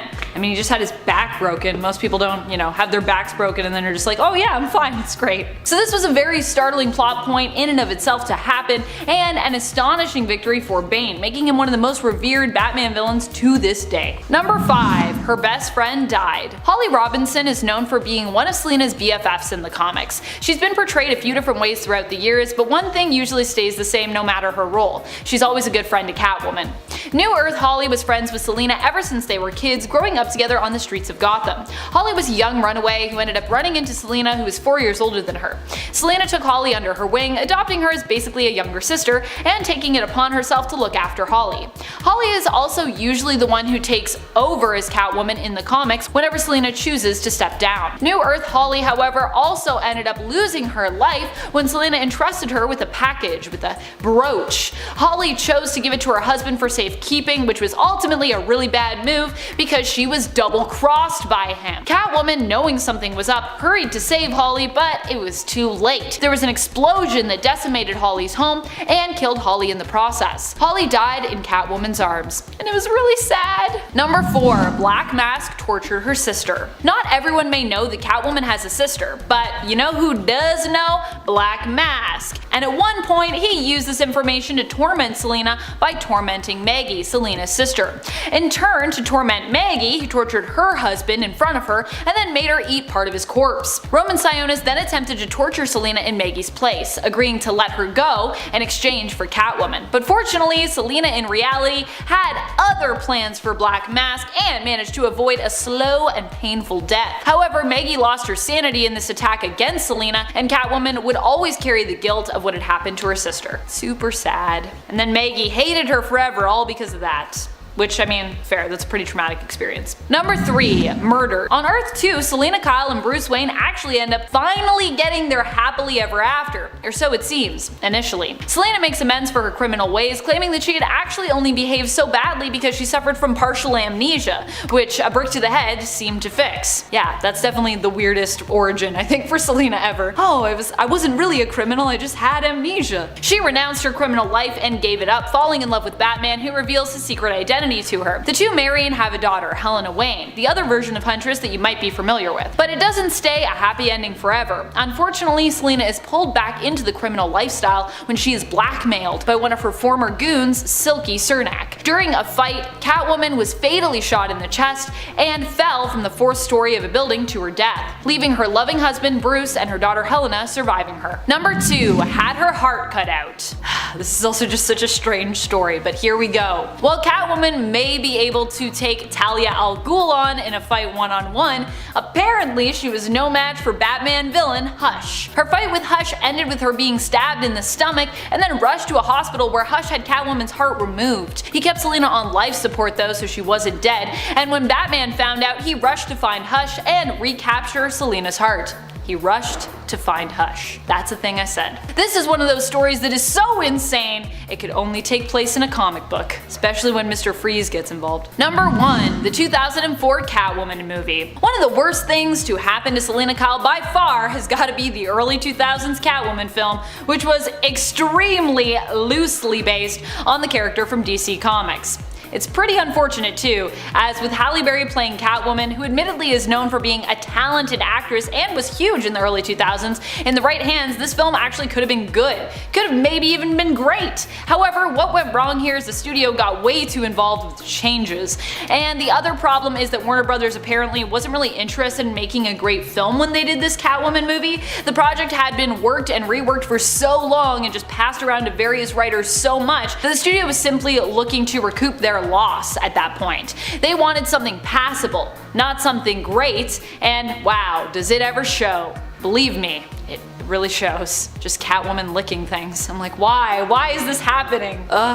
Remember when she was a fashion designer? Anyways. Number 10. Civil War I. Oh boy, the first Civil War caused a great uproar and a good deal of problems in the superhero community. It also made Earth vulnerable to attack, as it evidently involved just infighting. When superheroes turn on each other, that's bad. When two main superheroes who are part of the same team turn on each other, that's ridiculous. And that's exactly what happened with Civil War I. Well, the inciting incident that divided heroes wasn't caused by Iron Man or Captain America, and actually was pretty serious. They both had become leaders of two different approaches for how to best resolve that main issue. Iron Man believed that superhuman beings needed a shorter and tighter leash basically, and should work with the government so they could kind of be overseen. Number 9. Axis. Axis was an event where we saw heroes and villains sort of do kind of like a role reversal. This happened as a result of a spell backfiring, cast by, well, you probably guessed it, none other than Scarlet Witch. Wanda, for being a powerful magic user, has kind of a challenging time with magic. Although, to be fair, she actually wasn't the only caster involved here, although she is the one that we often talk about. Doctor Strange started casting with her, and when he got taken out, Doctor Doom actually helped in his stead. So Doom is also possibly to blame as well, even though Wanda usually takes a lot of the flack for this one. What launched the Axis event was Wanda and Doom attempting to cast this spell on the evolved and supremely powerful version of Red Skull, Red Onslaught, which sort of came about when Magneto was like, I know how to fix this, I'll kill you, and then Red Onslaught happened, so it didn't work out so great. The spell actually succeeded, but kind of backfired in that many other heroes and villains within a certain radius also got hit with the spell unintentionally.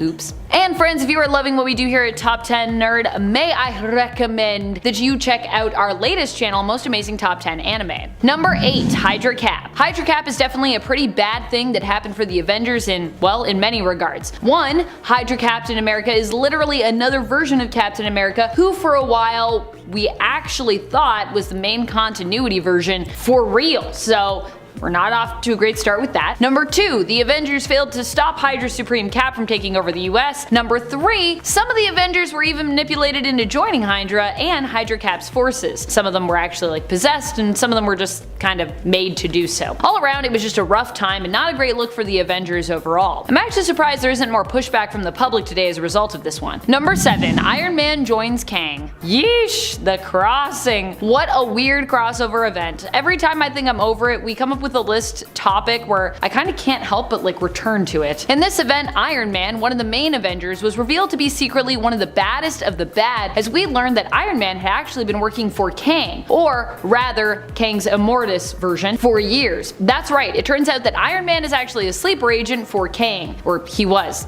He kind of still is, because he kind of got reconciled into one being, but it's still the old Iron Man. Anyways, as weird as it sounds, this was actually an even worse weirdness than Captain America working for Hydra in my mind. At least that made more sense to me. Iron Man would fight against the Avengers, and when they struggled to defeat him, they called in a past version of himself for him to beat and almost kill. Number 6, Final Fight. When the Earth was threatened by incursions during the events of Time Runs Out, what did the Avengers do? Save the day? Try to stop those incursions? Not exactly. Captain America had once been a member of the Illuminati, the secret group of heroes who banded together to resolve ideally all of Earth's problems without anyone actually even knowing. A group of superpowered intellectual, philosophical, and moral geniuses. At least That's what they thought. When the incursions were discovered to be a threat, and the majority of the group felt that it was important to consider the possibility that they'd maybe need to destroy other worlds to sort of save themselves from it, Captain America fought vehemently against that idea. As such, his mind was wiped and he was decidedly ejected from the group. When he regained his memories, rather than use the Avengers to fight against the incursions and find a way to stop them, he actually spent the last bit of time before the multiverse was to end hunting down the Illuminati and in a toe-to-toe battle with Iron Man. Number 5. Captain America kills Steel Corpse. In an alternate reality belonging to Age of X, Tony Stark became consumed by a virus which fused him with his suit, causing him to slowly be digested by it. Ew. Formerly known as Iron Man, Tony adopted the mantle of Steel Corpse following this, which he thought was more appropriate considering, well, he was basically just a corpse in an armor. He joined the Avengers team in their mission to exterminate mutants, but when they decided to rebel against their mission directive, saving mutants instead, an emergency override system caused Stark to be unable to follow suit with the rest of his teammates. Stark told Captain America to save the mutants they were targeting, which he knew meant that Cap would be forced to kill him. Number 4. Captain Marvel kills Tony Stark. During the events of Civil War II, we saw Tony Stark's Iron Man and Carol Danvers' Captain Marvel butt heads over what the best decision would be when it came to using or not using the Inhuman Ulysses' future vision. This all happened after Carol had been attempting to fight Thanos, whom Ulysses had predicted would return, and during the fight Rhodey, aka War Machine, was killed. Carol was for using Ulysses' visions to prevent possible catastrophic events, whereas Tony was against punishing or arresting people based solely on Ulysses' visions, which he thought might be flawed. The Civil War ended with Carol seemingly killing Tony, though it was later revealed he was still alive but in a coma, and then of course later on he woke back up and he would actually even come to forgive Captain Marvel. And now they don't really talk about the fact that that all happened. Number 3. Steve Rogers kills Superior Iron Man. During the events of Time Runs Out, as a final incursion threatened the very existence of the entire planet and universe, Superior Iron Man and old Steve Rogers came to blows. They were fighting about the controversial actions of the one secret organization of brilliant minds known as the Illuminati.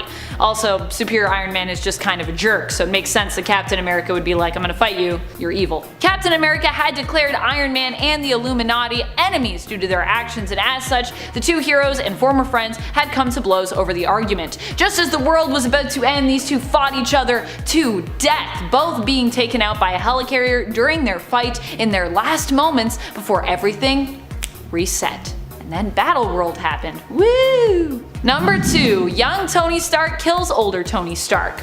During the events of The Crossing, a wildly crazy story, it is revealed that Tony was a sleeper agent for Kang the Conqueror, who he later found out was actually a Mortis in disguise, posing as Kang. Evil older Tony kills tons of people before the Avengers attempt to stop him by bringing back a younger version of himself from the past who they hope can help to stop their Tony. This didn't quite work out as they planned, but in the end, older Tony and fake Kang were defeated when older Tony, inspired by younger Tony, decided to sacrifice himself, switching back to the side of the heroes right before he died. With older Tony dead, it was decided that younger Tony would stay in the future and take his place. Number 1. Tony Stark kills immoral Tony Stark. A crazy turn of events came about that led young Tony Stark to effectively make himself brain dead in the comics in the Invincible No More story. Following Secret Invasion, Norman Osborn created Hammer in the place of S.H.I.E.L.D. and created his own Avengers, which we know as the Dark Avengers, mainly comprised of villains who adopted heroic personas to mirror that of the original Avengers team. To prevent Osborn from getting a hold of information that was gathered from heroes during the events of the first Civil War as part of the Superhuman Registration Act, Stark transferred the files from S.H.I.E.L.D. computers to his own brain, and then later wiped his own mind completely, making him brain dead. Tony would later return, but not really as the same version of himself. This Tony Stark would not have the knowledge of his actions during the first Civil War. How convenient. Kicking off the list at number 10, Diana gets ahead of the game. One of the changes to reality that occurs during the Flashpoint event is when Wonder Woman and Aquaman get married. I mean, it's great. I mean, well, not really. I mean, weddings are fun, I guess. I don't know. I hear shout and then I black out. It's so weird how that works. So this is the reality now where Bruce Wayne was shot and not his parents. And if that wasn't wild enough, Superman is now in a government lab having a not so relaxing time. And then we see Diana being saved by a sea monster from Aquaman. How lovely. A nice thing. This is great. We have nice things in this list already. Lovely. Ah, yes, classic Wonder Woman. Nice. Nothing like getting cheated on and then having your head cut off. Adding injury to insult this time. And then she pops her crown off of her severed head and then places it nicely on her own head. A war, of course, follows between the Atlanteans and the Amazons, but it comes to a lovely conclusion when Wonder Woman stabs Aquaman in the back. And yes, I mean literally in a sense. And before we go on to number 9, guys, if you want to go ahead and give this video a like, that would be great. You're the best. Thank you so much for watching. Let's pop right back into number 9 right off the bat. Let's keep going. Number 9, hard feelings. This next one isn't exactly a bad deed, but it's too weird of a Justice League story to not include, so I'm gonna throw it in at number 9. One I'd rather not have in my brain all day, so let's just get it out of the way. So now we go to World's Finest Comics issue 289. So Batman and Superman decide to catch up on some bro time, you know, take a break from beating up bad guys, just have a heart-to-heart, see what's going on in here. Now this heart-to-heart is the start of a wild adventure. Now the issue is titled The Cruel Way of Dying, and the dialogue itself is really good stuff actually. It highlights the mental health struggles that superheroes go through, you know, not being able to save everybody. It's meaningful, it's powerful dialogue, but what takes this issue to new heights, well rather new lows, is when Superman and Batman are interrupted by a meteorite crashing, and out of the meteorite emerges the Crew. Now the Crew, not what you imagine in your head off the bat. I can tell you that because the Crew, they're a bunch of space worms, and they're attracted to sadness. That's how they found the two, because they were talking about super sad stuff, and they're like, yes, sad, this way, let's go, let's head it. Their super depression was literally glowing. So these aliens need emotion in order to pass away. See what happens when you try and feel nice things, Justice League? Way to go, now we're all crying. I'm definitely crying. They're dead. Space worms are coming for me because I'm crying now. What a vicious circle. Number 8, Lockdown Beatdown. Kingdom Come is a 4-issue miniseries that comes from Mark Waid and Alex Ross. It's an Elseworlds imprint. Now, in this alternate reality, 20 years into the future, our heroes have gotten a little older, so they settled into the retirement life. Now, these new anti-heroes stepped up, and new vigilantes, of course, soon followed. Some of them were children of the previous superheroes, so it goes kind of deep. See, Parasite breaks open a hero named Captain Atom, and you already know by his name how that's gonna turn out if something like that were to explode. Boom! There goes Kansas, gone. No, literally, Kansas was gone. It was now just this wasteland. So this is when the Justice League comes in to save the day, or I guess turn the wasteland into a super prison too. That as well. So when you throw supervillains and superheroes into this alien tech super prison, there's gonna be a few fistfights, that's for sure. Number 7, Tower of Babel. JLA Tower of Babel is a Justice League storyline, and one of the best storylines in my humble opinion. Written by Mark Waid and illustrations by Howard Porter, Batman is the greatest detective alive. Odds are, if you're ever in a room with Batman, he's already thought out your every move and he's planned his accordingly. He's always 2 steps ahead. That's what makes him the best. He also just happens to be the sole reason that everything goes in this storyline. He doesn't mean to, but it happens. So Ra's al Ghul and the League of Assassins launched this huge simultaneous attack on every member of the Justice League of America. Now the attacks are so specific, they're aware of the weakness of each League member. Now Batman was once worried that one or all of them could go rogue at any point, so he had contingency plans in order to take them out if that day ever came. So Talia al Ghul broke into the Batcave and stole those files. So if you want to take down some bad guys, here's exactly how to do it. Thanks, Batman. The best files ever. Now we have all the deepest, darkest secrets. Cool. So Plastic Man gets frozen and then shattered. A specifically designed Vibra bullet hits the Flash in the neck and causes him to have seizures at light speed, which sounds like an absolute nightmare. And Superman gets exposed to red kryptonite, and sadly, many more get hit too. Number 6, Batman ignores Blue Beetle. So back in Countdown to Infinite Crisis, Blue Beetle had actually approached his super friends and teammates after he had discovered something called the OMAC Project. So he brought it to Batman's attention, but Bruce just doesn't really give a damn at this point. He brushes him off almost immediately. Well, the OMAC Project of course turned out to be something, and when Blue Beetle discovered it, he's all by himself and he doesn't live to tell the tale. If only Batman just took him seriously in this moment, things would have turned out a lot less ugly for him. I mean, I know Batman created this thing in the first place, so it's kind of fair that he didn't listen to him, but like before Infinite Crisis, the OMACs killed a lot of people. Shouldn't have just given him like 2 minutes to maybe explain. And the fact that Batman didn't just listen to his team member, especially when he already knew something was kind of going on, sounds like it's all on you, Batman. I don't want to be the guy to say it, but I was just the guy to say it. Number 5, forced to kill Jean Grey. Multiple times too. Of course, Wolverine usually only kills Jeannie to spare her pain, but he also has a tendency to stab her and others that he cares for right through the gut. So not sure how much pain he's really sparing her there. In fact, I feel like, you know, As someone who wields a sword, if you really want to hurt them, you usually stab them to the gut. Just saying. Wolverine has been asked to kill Jean multiple times. One time he was asked to kill her an innumerable amount of times all in one go, when she believed her deaths would weaken the Phoenix Force, and so asked Logan to kill her on repeat for goodness knows how long. Of course, as we've seen in the newest Wolverine series, when once again Logan kills Jean, this time not on purpose, it hurts Wolverine to have to do this. He doesn't like to hurt the ones he loves, yet he often feels as though this is a cycle that will never end, which is also why he tends to keep to himself more often than not, because he doesn't want to risk hurting those who get close to him. Aww. Number 4. Sent to Hell. The Red Right Hand and Mystique were the ones responsible for this plot. Mystique lured Wolverine into a ritualistic circle where his soul was then sent to hell.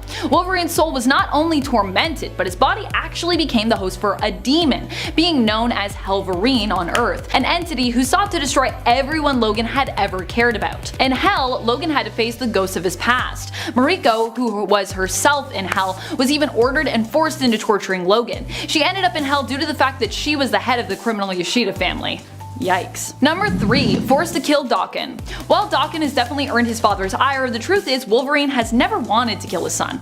Not really. Despite the fact that Daken has attempted to kill and has effectively tortured Wolverine for years in the comics, Wolverine struggled to accept the fact that he had to end Daken's life when the time came. Later on, it was revealed that although it had been Wolverine's choice to kill Daken, drowning him in a puddle, which actually ended up being a much more emotional moment in the comics than it sounds, it had actually all been part of Sabretooth's plot to torment his nemesis, Wolverine. Sabretooth had manipulated Daken knowing that Wolverine would be forced to kill him. Number 2. Murdering his kids. If you think killing Daken was bad, keep in mind that it wasn't as bad as this next point. Wolverine was manipulated into facing and killing his own children by his own son Daken himself. Daken had been working with the Red Right Hand, an organization focused on destroying Wolverine's life due to their common hatred of the hero. Daken, working in collaboration, brought a team known as the Mongrels together, which was comprised of Wolverine's as yet unknown children. They would remain unknown too, as Wolverine was forced to kill them when the Mongrels attacked him and refused to stand down. It was only after they were all dead that it was revealed to him that the team was entirely made up of his own flesh and blood. His own kids! Shocked and traumatized at this discovery, Logan knew he could never make amends, but took it upon himself to at least give them a decent burial. Number 1. Manipulated into murdering all of the X-Men. In the alternate future belonging to the Old Man Logan universe of Earth 807128, Wolverine has seen and experienced some of the worst things ever. This alternate version of Logan no longer goes by the name Wolverine in that future. That's because he was the one responsible for murdering the entire X-Men team, and all the students residing at the X-Mansion. But it wasn't his fault. Wolverine at the time was manipulated into doing so by Mysterio, who created an illusion that made Wolverine see everyone in the mansion as a villain and an intruder. The illusion faded away only after Logan had killed everyone, with it being revealed that his last opponent, whom he thought was Bullseye, had really been one of his closest allies, Mutant Jubilee. Number 10. When DC made her Russian. One of the weirdest things to happen to Selena was when she was given a random Russian origin story that never really amounted to anything. Never really went anywhere. I mean, it is possible that it was going to somehow be reworked into her ties with the Falcons later on, but in Catwoman issue 0 from the 2011 series, they definitely said Russian, and yeah, that definitely never came back up ever again. This was an origin story that was started and then was kind of completely trashed when DC's Rebirth happened. In Rebirth, instead of Catwoman having a mysterious brother and an unknown Russian origin, she returns to her more familiar origins of having her sister Maggie. It's not the weirdest origin Selena's ever had, but it's definitely up there. Number 9. Death of her parents. This is one of the worst things that happened to Catwoman because it also basically set her up for a tragic childhood. Though in retrospect, it did lead Selena to where she is now. I wonder if she would change any of her past if she could. Changing some of the most painful parts actually might lead to a different future, but would likely make her past better and perhaps her present less tumultuous.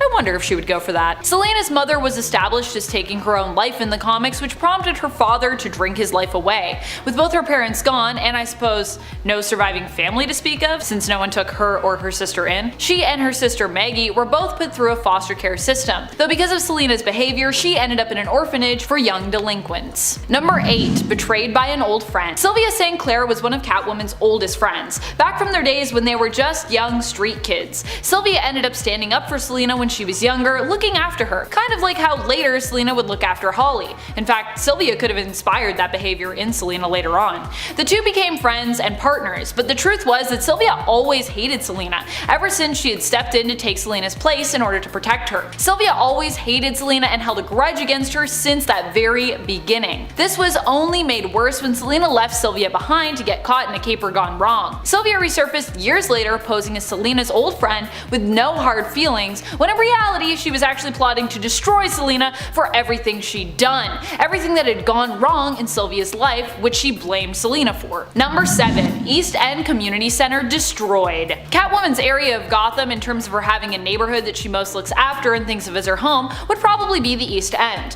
One of my favorite neighborhoods in Toronto is actually our East End, so I feel like I'm kinda on the same wavelength as Selena, although I doubt Toronto's East End is as crime filled as Gotham's. I feel like, yeah, Gotham's probably filled with crime everywhere really, crime in every crevice. Catwoman became the anonymous donor for a community center that she built in the East End, and was happy to celebrate its grand opening alongside friends and her long lost sister Maggie, who she had recently reconnected with.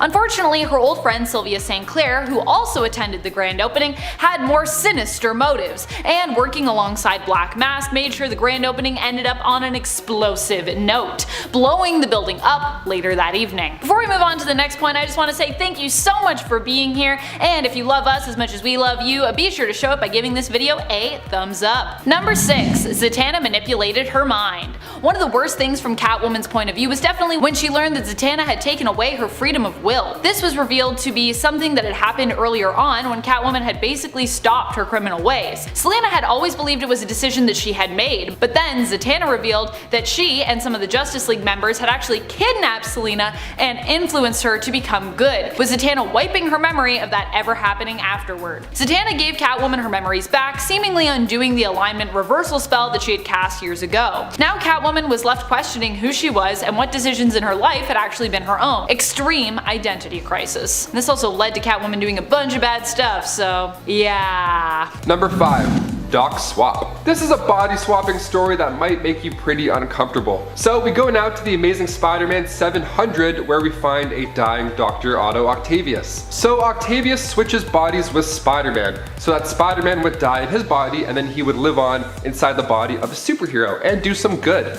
Not a bad plan. Now the best part of this is that Peter was still inside, a little bit.